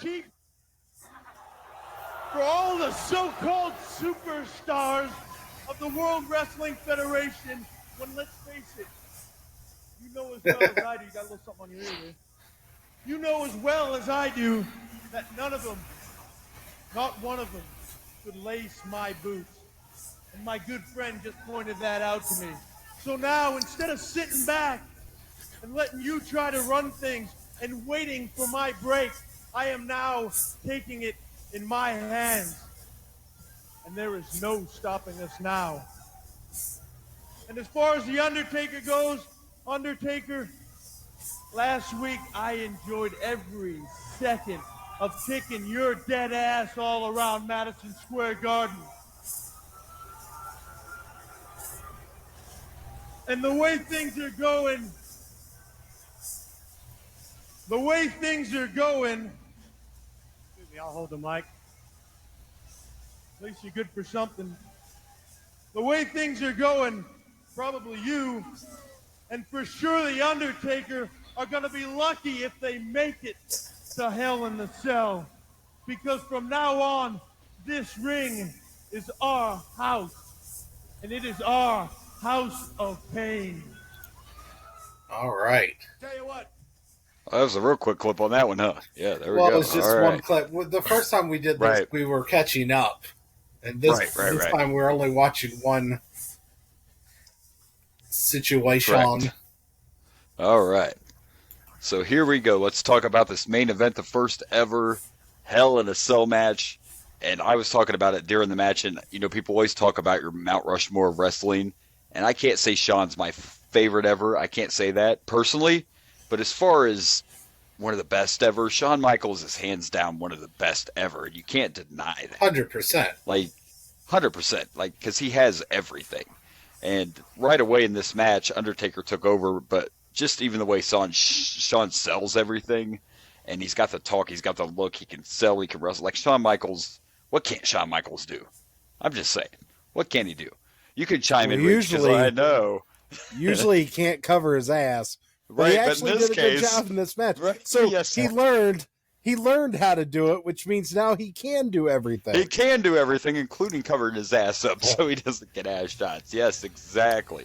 But two of the best of all time, and of course we know later on, I mean, they're not done now, but we know later on in their careers they're going to put on two of the greatest wrestling matches ever. 100%. Oh, absolutely. Oh, yeah. Hands down. But this right here, this was exciting. This is what makes it fun. I hadn't watched this in a really long time. It's been a long time since I watched this. I've seen it, but there were a few spots I forgot. But I mean, it was great. I mean, there was nothing I didn't like about this match. Shawn getting beat up and selling everything to perfection. Yeah, the beginning was great. Just oversell. Love it. Yeah. Well, not oversell yet. We talked about it before. We're going to get there. You haven't seen the Hogan-Shawn match that's going to happen in a couple years where he oversells on purpose. but still, a great match. It brings back a lot of great memories, and the crowd was just, it was the first time we seen Hell in a Cell, so the crowd was just... they were going nuts. Especially when they were on the top of that cell. They were going crazy. And I didn't remember that. I did not remember them going on top of the cell in this match. So I wasn't sure if they would. I figured that got saved the Mankind Undertaker. I remember they make it there. Yeah. Because I remember the bump off the top. Oh, yeah, you remembered a lot because you were the one that even said when things were getting a little sketchy, you're like, don't worry, this isn't a Foley. This isn't a Foley off the cage bump. Don't worry. Yeah. And I did not remember that. So it had been a minute since I had seen this. He kind of gets halfway down before he even drops. Yeah. So I do have it's something. It's just amazing because if you think about it, there's a Mick Foley somewhere watching this match saying, I can top that. I'll take it from the top. Yeah, I can top that. Let me show you how to. Here, Shawn, hold Mr. Sacco. Let me show you how to do this. Shawn just gave us the tip. He landed on top of the cage. I bet you I could go through the sumbitch. I could go through. What's funny is that wasn't on purpose. Yeah, that one wasn't on purpose. That's the crazy part of that match. But still, it's funny stuff. I was actually curious, Rage. I brought this up, I think, in an earlier podcast, and I don't think Blaze knew about this. But do you know that Shawn actually literally helped come up with the idea for Hell in a Cell? Shawn was actually behind that. Oh, really? Okay, yes, cool. Yes. And actually, later on, they don't do it this way on TV, but Shawn actually helped develop the Elimination Chamber too. Of course, on TV, on TV, Eric Bischoff got the credit. Yeah. But Shawn actually had a hand in creating the Hell in a Cell too. So it was kind of his general idea of like, cages are cool, but we need something a little, more confined and something that can keep people. So Shawn actually has a really good mind. Let's modernize it. It's probably where, and at the time that was modernizing it, you know what I mean? Yeah. Which is the same thing that the Elimination did is let's evolve this and make it even bigger. Yeah. And it's kind of funny that we have the War Games now because actually that was around before back Hell in the in a 80s. Cell. Yes. And before Hell in a Cell. I kind of wonder and it feels fresh because you have an audience now that literally probably never even knew what a War Games was, but they know what a Hell in a Cell is. They know what an Elimination Chamber. So it felt like an evolution there, but actually it was there all along. And it makes me wonder if somebody else, or if Shawn or somebody in that room when they were talking about this knew about War Games and said, hey, WCW does this. It's over 2 rings, but they do an enclosed, because technically War Games was the original Hell in a Cell, if you think about it. Right. Except they covered 2 rings with it instead of 1. So I'm sure there was somebody that saw that. Vince always claims he never saw anything in WCW. I don't believe that, but that's what Vince says. He never watched any of that stuff. Even if that statement's true, he had somebody watching for him. Oh yeah, there were other people that watched. Yeah, yeah. But I mean, you can't say enough. They knew each other about existed. This. Yeah. And something else I liked about this, which is old school, you don't see as much anymore, but of course it was all Undertaker at first. Like Shawn was just getting pounded. But then Shawn made a comeback, and then Shawn was beating up Taker. I like that classic back and forth action like that. The one spot I was kind of worried about, that pile driver on the stairs. Like Shawn couldn't even pick him up. Shawn couldn't even pick him up right the first time, and then the second time I'm like, ooh, that look. Plus we just watched the whole Stone Cold Owen thing. Oh yeah. So I'm still a little skittish with the pile drivers. Like let's be careful, kids. Let's watch how we drop the head there. Yeah. It can be dangerous. Yeah, that was a scary one. That was terrible. But of course, Shawn abused the poor cameraman, beat the crap out of him, and I think it was Blaze that was like, why is he so focused on the cameraman? And then my light bulb came on, like, duh. He was hoping DX could come help him if he, they're going to have to open the door. Right, do that. In reality, it happened specifically so they could have their high spot outside and drop from the cage and do all that good stuff. I mean, because I believe even to this day, I don't think cameramen are inside the Hell in a Cell anymore. Like, this was intentionally done. I'm glad you brought that up, because while we were watching it, something I noticed is if you ever watch a Hell in a Cell or any of them cage matches now, you see these big gaping holes in the cage, and those big gaping holes is so the cameraman can poke the camera in so he can get good shots without that steel being in front of the camera. Yeah. They wasn't in this first Hell in a Cell. No. So you actually had the cameraman inside the cage specifically to get good shots, and they even utilized them in the to help get him out of the cage. So that was very unique that I kind of noticed watching this first ever, because they didn't have those holes and to you're right, stick the cameras in. There were no holes. Yeah, you are correct. There were no holes to... We also saw some interesting camera angles with this Hell in a Cell. Like when he gets thrown into the cameraman, they actually show the camera as he's getting hit. So that was kind of unique and cool too. I enjoyed that. Yeah. I love you don't usually get that nowadays, because the cameraman usually isn't inside. I'm sure there's somebody, but yeah. So it's just kind of interesting how it's evolved. Right. They learn, they do things and they learn from it, And the one spot where Shawn got, what did Taker do to him up there? He choke slammed him on the top of the cage or something like that. I think he just body drop, back body dropped him. Yeah, it wasn't even like a choke slam or it wasn't even a specific move. It was just over the top, and he just dropped. Kind of a simple move, but he landed. Shawn landed in the right spot. Like when Foley went through, part of it was like, if you do those moves in the middle there where there's no support, of course that's going to give out eventually. I don't care how good they put that Hell in the Cell together. If you're not where the cage actually comes together, eventually it's going to go through, and that's what happened. And I'm not dogging on Mr. Foley here. I love Mr. Foley, but I bet he weighs a little bit more than Shawn Michaels. Yeah, just a little bit.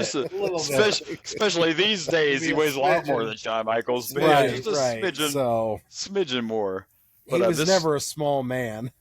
No, but it's just, man, Shawn. Everything Shawn, even with his selling, it's his facial expressions, it's the way his body reacts to these moves, and Taker's Taker. Like, Taker's also one of the best, I think, of all time. And when people are like, a lot of people don't realize Undertaker didn't have a lot of championships. I'm not saying he was never a champion, but he really didn't have a lot of title reigns. But the Undertaker didn't need a championship. No, that's an old that's an old saying some people don't like, but some people don't need a title. And some people make the championship, like Gunther is right now currently, bringing the IC back. But there's guys that don't have to have a title all the time. And Undertaker was just one of those guys that didn't need the title because he was the Undertaker. Like, because he drew big money and it didn't have to be a title match. Yeah, exactly. Anything he did drew money, and they never felt like they had to put it on him for that reason, I would assume. Yeah, because he was big enough, and the things he did with that character, because let's be honest, that character, if you looked at it on paper and everything, should have lasted about as long as Isaac Yankem did. But Yeah. I mean, in reality, he turned into be a big star. But when Blaze gives me crap all the time because I talk about the problem I had back then is I watched both companies. So like when The Undertaker debuted at Survivor Series and everybody was like in awe and all this, when he came out, I'm like, why do they got Mean Mark dressed up like a mortician? Because I watched WCW. So right away, I was just like, what are they doing? Like, this is never going to work. This is ridiculous. But I give you crap because you say stuff like that, and then you say stuff like, what the hell? This Rocky Maivia guy is not going to amount to shit. I didn't like The Rock when he first came in either. So we have this theory that if I don't like them, they're going to be huge stars. That's the thing. Like we joke about Austin Theory because I'm not a big Austin Theory fan. He's so Blaze is like, well, watch, he's going to be like he's going to break Ric Flair's world title record because. But that spoiled me. Austin was doing really, really good. And then lately I feel like it's kind of dying down. I know he's still the United States champion, but he was kind of big focused. Well, he wasn't even a part of Money in the Bank. Yeah, we're getting off track a little bit talking about this. But I'm sorry. I think, no, I'm going to join you in this conversation real quick. I personally feel like the way they did WrestleMania with John Cena actually hurt Austin Theory instead of helped him. And it's not necessarily because of the screwy finish, but you brought back John Cena. You let him come out with the Make-A-Wish kids. And then he lost to Austin Theory. Then he lost to Austin Theory with a nut shot. I think that kind of hurt Theory, but I could be wrong. I don't know. I feel like it hurt John Cena's nuts a hell of a lot more than it hurt Theory. I think they got the wrong kind of heat, and it's really just because you can't. Because as soon as I saw Cena come out, I'm like, there's no way Cena's going to lose. He's out here with the Make-A-Wish kids. They would never do that, and then they did it. Like, I don't know. Maybe that's not what hurt him. I don't know, but that's a whole nother story. I think it's just Triple H doesn't love Austin Theory as much as Vince McMahon did, and Triple H is the head honcho now. That's true. But no, I mean Austin's was doing really good even while Triple H was. I just think it's starting to he's going to have to do something to freshen up because he's kind of getting lost in the shuffle and forgot about right now. Yeah, and we were talking. He was hot. Yeah, and the thing is, Triple H is obviously a fan of these long title reigns, but they have to be, done right for it because Austin's over like 200 something days now. Yeah. And like you said, he's losing smoke a little bit. Where Gunther is not losing any steam, and he's about to break the Honky Tonk Man's record, or he might have just done it. So if you're gonna do these long title reigns, you're right. You have to do things to keep it fresh, to keep people interested. So we'll see where it goes. I don't know, but it's just a running joke that if I don't like you, you're going to be a huge success. So that's the running joke. But we'll know things are in trouble if Austin loses that title on an episode of SmackDown or something instead of a pay-per-view. Yeah. But you two can't deny that when The Rock first came in, that Rocky Maivia was not a good character. I'm not talking about what he turned into, but when he first debuted, it was horrible. Yeah, it was horrible. Yeah. Like, it was a horrible attire, and you just wanted to talk about how he was Rocky John. Like, nobody cared. So I wasn't wrong when he first came in. Okay? Undertaker, I just had a different perspective because I watched WCW, so I knew who the guy was. And I'm like, you were agreeing with WCW, who told Taker that you'll never... He would never... no one will ever pay... You're like, no one will ever pay to see WCW is right. No one's paying to see you. But if you look at all this, for this to be the first Hell in the Cell, these guys are very creative. They used the cell really well because I love Hell in the Cells, but what I don't like is if you have a Hell in the Cell match and the cell doesn't become part of the match. Yeah. Like, if you're not using the cell, there's no reason to have a hell. Like, if you're not going to capture the flags, why are you having a flag match? Rage didn't watch that with us, but I hate it if there's a Hell in the Cell and they don't utilize the cell. There were the stair shots by Shawn, and the best part of that is when Jerry Lawler was like, those stairs weigh 150 pounds. No, they don't, but whatever. Those stairs weigh 150 pounds. No, they don't. No, they don't. Oh, they definitely utilized the cell in this match. Oh, yes. 100%. Absolutely. Right. And then, of course, the spot where the Undertaker went to get the chair, and I was kind of like, oh, well, the cell's not enough. I need a chair now. We got to bring the chair out. I feel like the chair was brought back I think the chair was brought in specifically to continue the storyline of It was for the storyline. Shawn Michaels hitting Undertaker and screwing him over on the multiple times. And after that on Raw, he continued to attack him with a chair several times. So yeah, it was a little payback. So that was good storytelling. Is that chair coming in? That's good storytelling. Yeah, and then of course the other story that was building this whole time came true when we got the debut of Kane. Still one of my favorite debuts. I think part of it is because they built the story so well. They told it for weeks. Paul Bearer just kept teasing all this. But when Kane comes down and just rips the Hell in the Cell door off, come on, man.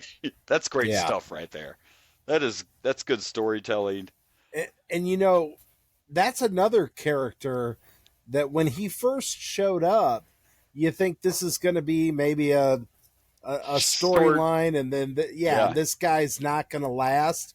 Yeah, Kane's in the Hall of Fame now. Freaking, and lasted forever. He lasted that character for the rest of his career. Yeah, even evolved him after taking the mask off, and right. I mean, the dude looks freaking psycho with the mask off. He never needed the mask. It's crazy. I learned later on that Kane was part of that. He was one that went to Vince and said, "I feel like I need to take the mask off because I've done as much as I can with this character." Right. And it did give him a little more freedom. I do have to admit, when Kane got unmasked, when that happened, I still remember it happened on a Raw that he had to take his mask off.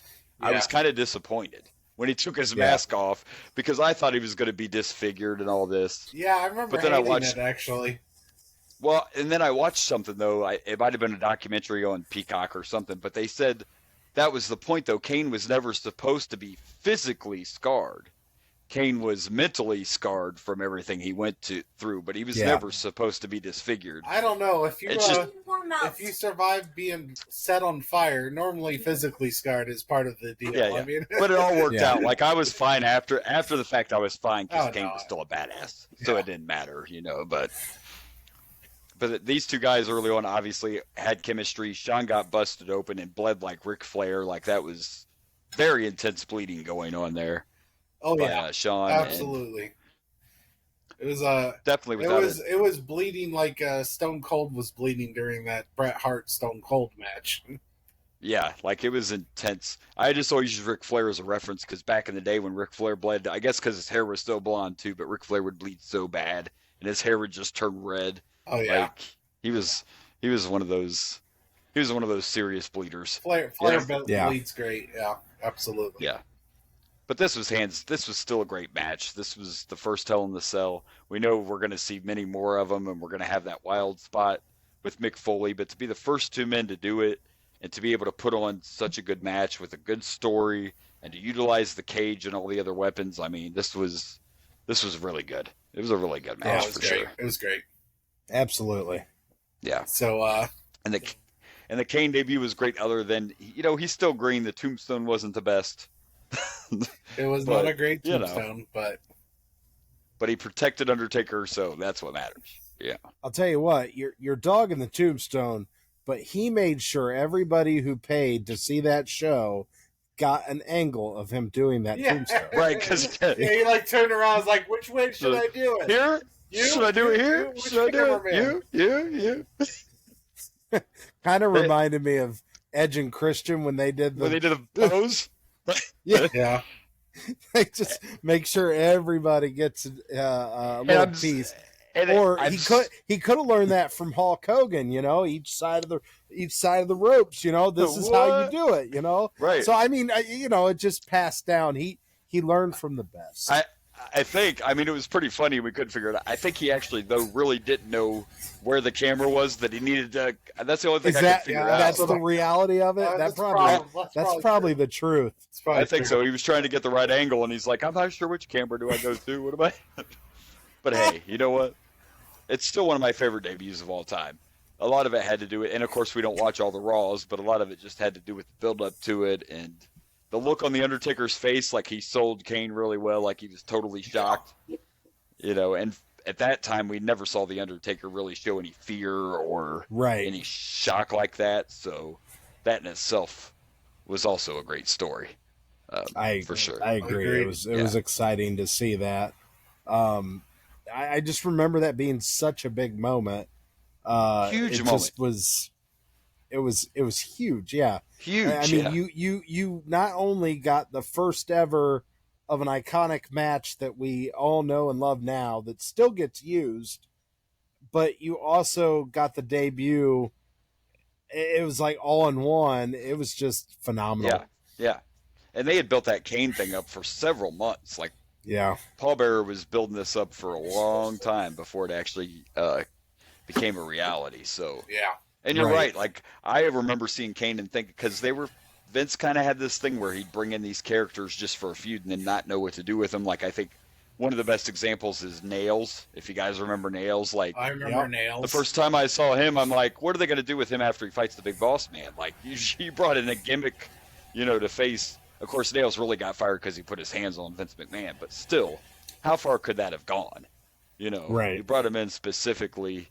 So, yeah, I kind of thought that too when I saw Kane. I was like, what are they going to do with him after the Undertaker feud? Like, how's this going to Because he was so tied to the Undertaker. It's like, where do you take him after the feud?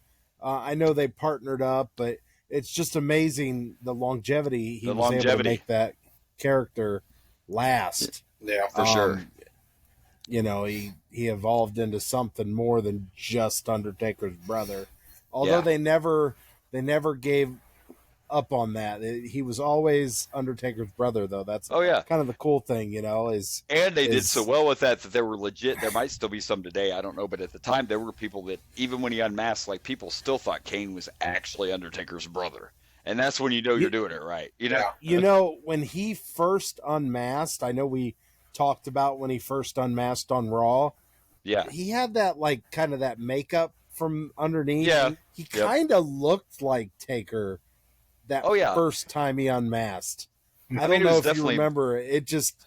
I remember there was a resemblance, but that was the only time. After that, I never thought they looked alike at all. But yeah, that first time, I don't know what it was, but when he first unmasked, I was like, wow, there's an actual resemblance between the two. And I know for a fact, I've heard, Taker and Kane both say in interviews, like, some people still ask to this day, are you guys really brothers? Like, so, I mean, that's when you're telling good stories. Yeah.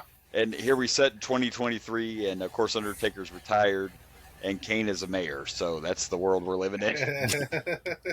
When you got Glenn Jacobs as the mayor of Knoxville, Tennessee, and Undertaker's retired. So that's it's interesting, right? Very interesting.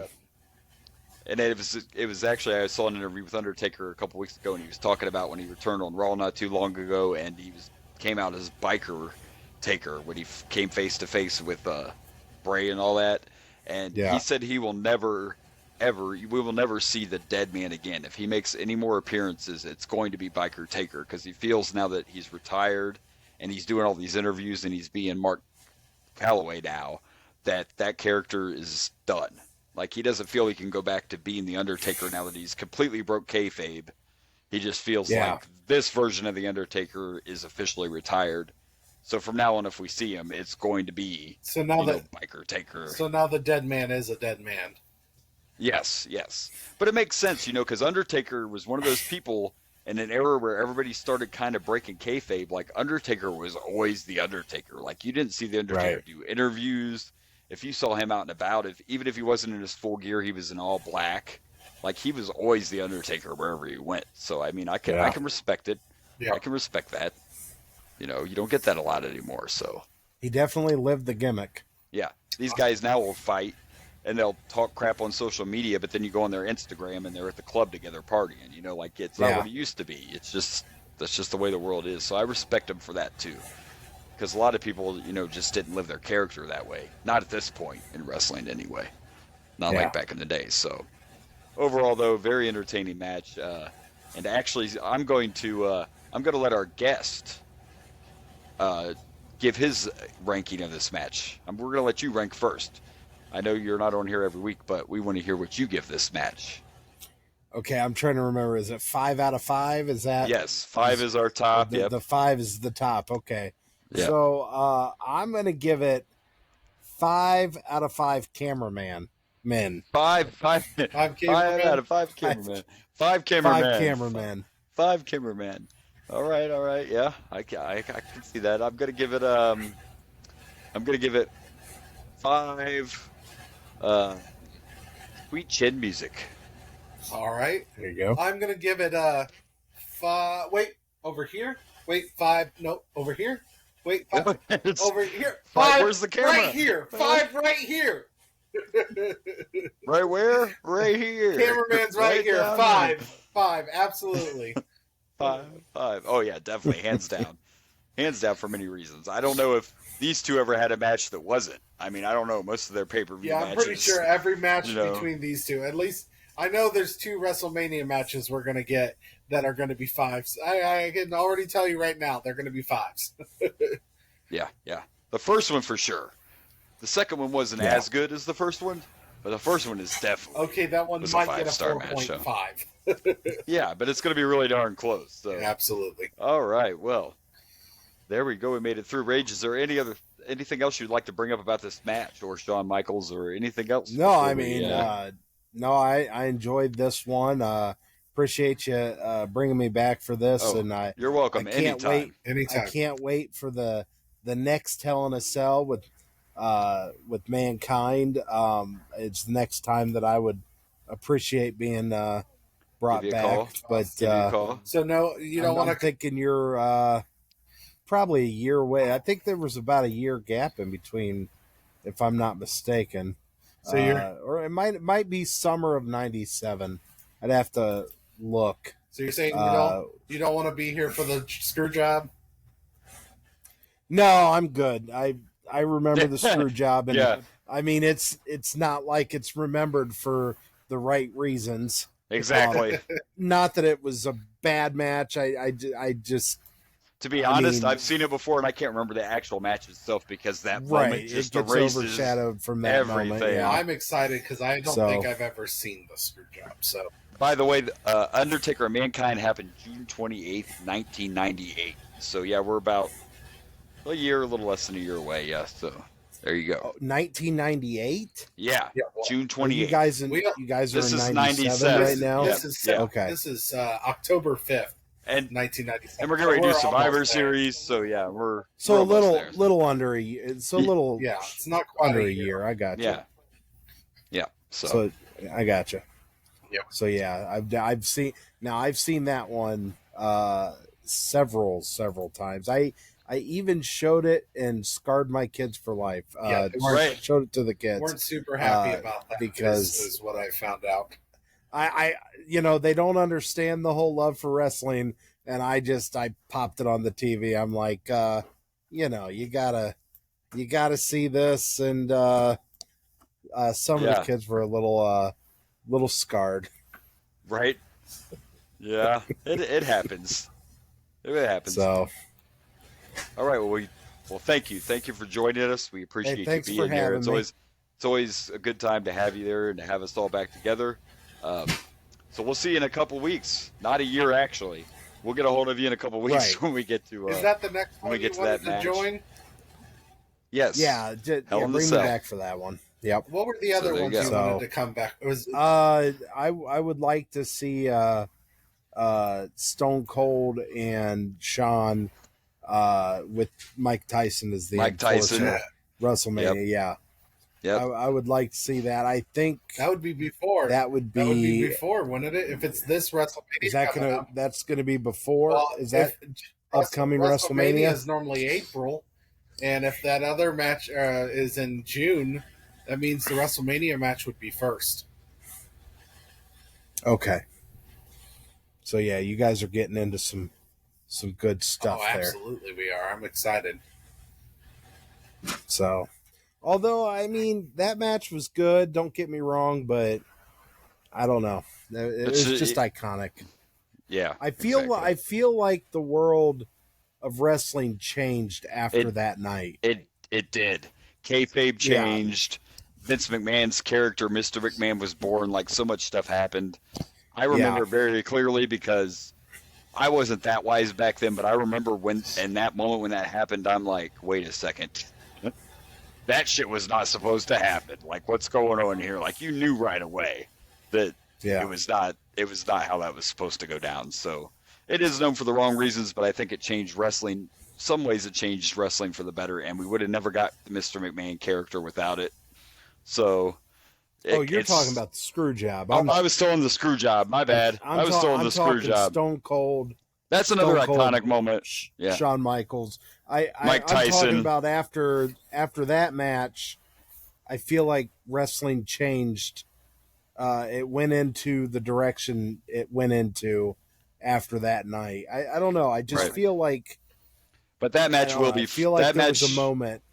That match will be first, so that will be before. So the next one you're coming back for will be WrestleMania, and Shawn Michaels versus Stone Cold with Mike Tyson. So that will be the next one. Cool. I'm not mistaken. I think the logo changes either at that WrestleMania or right after that. It would be after. It was in 2000 when the logo changed. Scratchy lines. You're talking about the scratch logo. Yeah. Yeah, it is right after that. I noticed during this match that you still have the block WWF logo. And then it's like 2000 or 2001 when we got to get the F out. That happens. Yeah, the F out. Yeah, well, that happened. Yeah, a while. Yeah. But the logo never really changed when they got the F out. It just dropped the F. We're just talking about the Attitude Era. And I'm referring to, like, right now, this feels Attitude Era, but the logo's still the old school WWF logo. So I'm just saying you start really getting an image change with the logo and everything after that WrestleMania, and it just things start really on a whole new level. Well, I think we just started. I'm trying to remember. We looked up when the Attitude Era officially is considered starting. I think we just. It's the night after the screw job. Oh, is it the night after the screw job? Okay. Is that's what it's listed as? I'm pretty sure. Yeah. Gotcha. Yep. Because that's when Vince goes on. Then you're going to start Vince goes on TV, gives a speech and all that. Yeah. So. But then you're going to start getting with the Attitude Era, pimps, porn stars.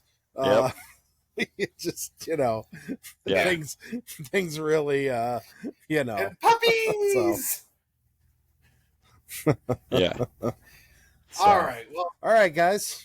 All right. Well, we appreciate it as always. Thanks for being here, and we will see you next time you pop in. All right. All right, guys. Good talking to you. Thanks for joining. Bye. All right. Well, we made it through the main event, and we had our guest back again, and now it's our turn to we got to pick some matches.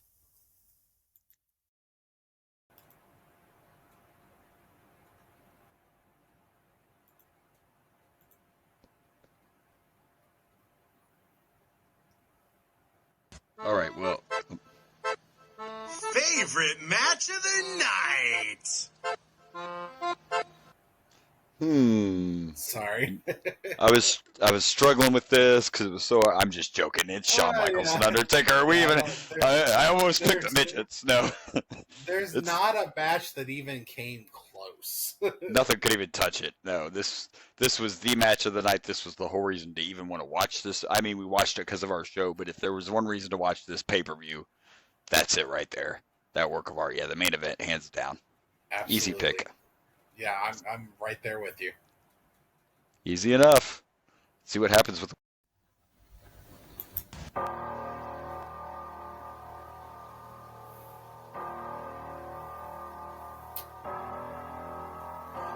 Worst match of the night.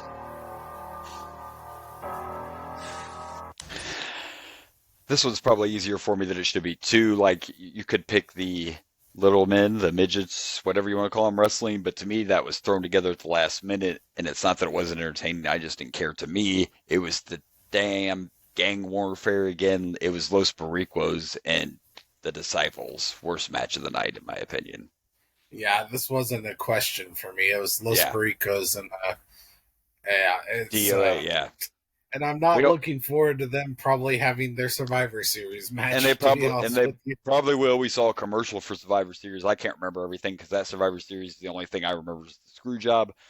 Spoiler, but it's even called Survivor Series Gang Rules. So yeah, we're pretty much thinking we're gonna get Barriquas and them again. Definitely. So, but yeah, easily the worst match of the night.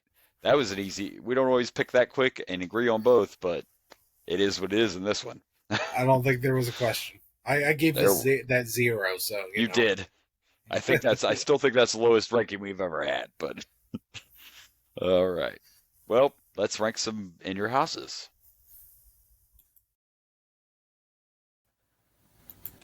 In your house rankings. All right, in your house rankings time. This is the 18th in your house, and there's only one left. And my OCD is like, what, you guys couldn't do one more, so you had 20 in your houses. Why you did it 19? Freaking weirdos. But anyway, yeah. So here we go. In your house rankings is going to go from worst to first. So at number 18, I have in your house 13. At 17, I have 4. 16, I have 3. 15, I have 2. 14 is in your house 12. 13 is 9. 12 is 8. And 11 I have in your house 6. I have 7 at 10. At 9 I have 11. At 8 I have 1. At 7 is in your house 10. 6 I have 5. 5th place is 16. At 4th place I have in your house 17. And I put this one at 3rd. Even though it didn't have a lot of matches, the main event was outstanding. We gave away another 5, and it was the debut of Kane. So those two were enough to put it up higher on my rankings than it probably should be. At 2, I have 15, and number 1 is in your house, 14. All right, I have 18th, I have 4. 17, I have 13. 16, I have in your house 3. 15, I have 12. 14, I have 8. 13, I have 1. 12, I have 2. 11, I have 9. And here's the top 10. 10 is in your house 7. 9 in your house 10.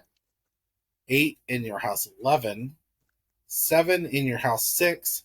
And I put this at 6th place with in your house 18. Loved the main event. However, the rest of the card was too weak to bring it much higher than 6, in my opinion. Understand. I have in your house 16. 4 in your house 15. 3rd in your house 17. 2nd in your house 5. And then in your house 14. I have in first.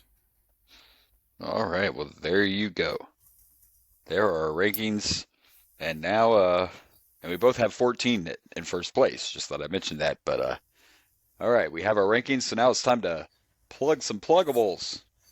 Plug some pluggables. Well, you can find me at Dragon Blazer Productions on the Facebook, the Instagram, the YouTube, and the TikTok. You can also find me at Dragon Blazer Pro on Twitter.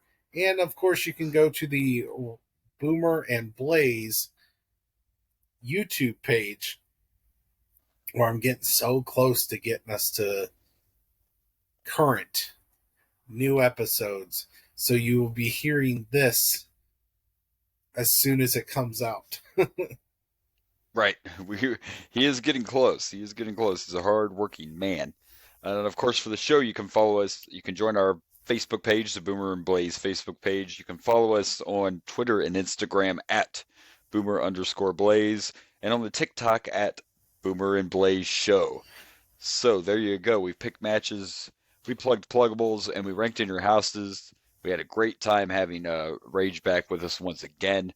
And next week, it is one of the most infamous Survivor Series of all time, Survivor Series 1997. It's the Montreal Screwjob. I think at this point everybody knows what happens, but if you've never seen it, it's definitely worth watching because it's one of those moments in wrestling that I personally will never forget. But the funny thing is I couldn't tell you anything else that happened on that card. So I've never seen it, so I can't tell you anything. That's what's going to make it interesting. Other than I do know about the screw job. Yeah, I mean, other than that, I literally can't remember what happens because that moment's just so big, and it's going to be interesting to see. Even though you know what's coming, I still think you're just going to have an oh shit moment, so I'm pretty excited. Looking forward to that. So that'll be next week. Survivor Series, the Montreal Screwjob. But until then, this has been the Boomer and Blaze Show. I am Boomer. And I'm Blaze. And good night from Dragon Blazer Studios.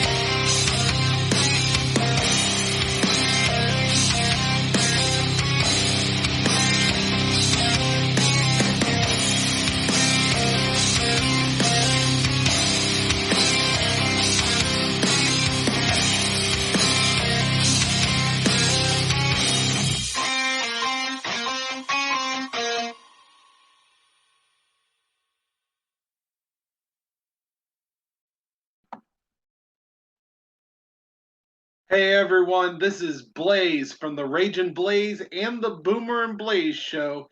Thank you for watching. Please like and subscribe for more wrestling content.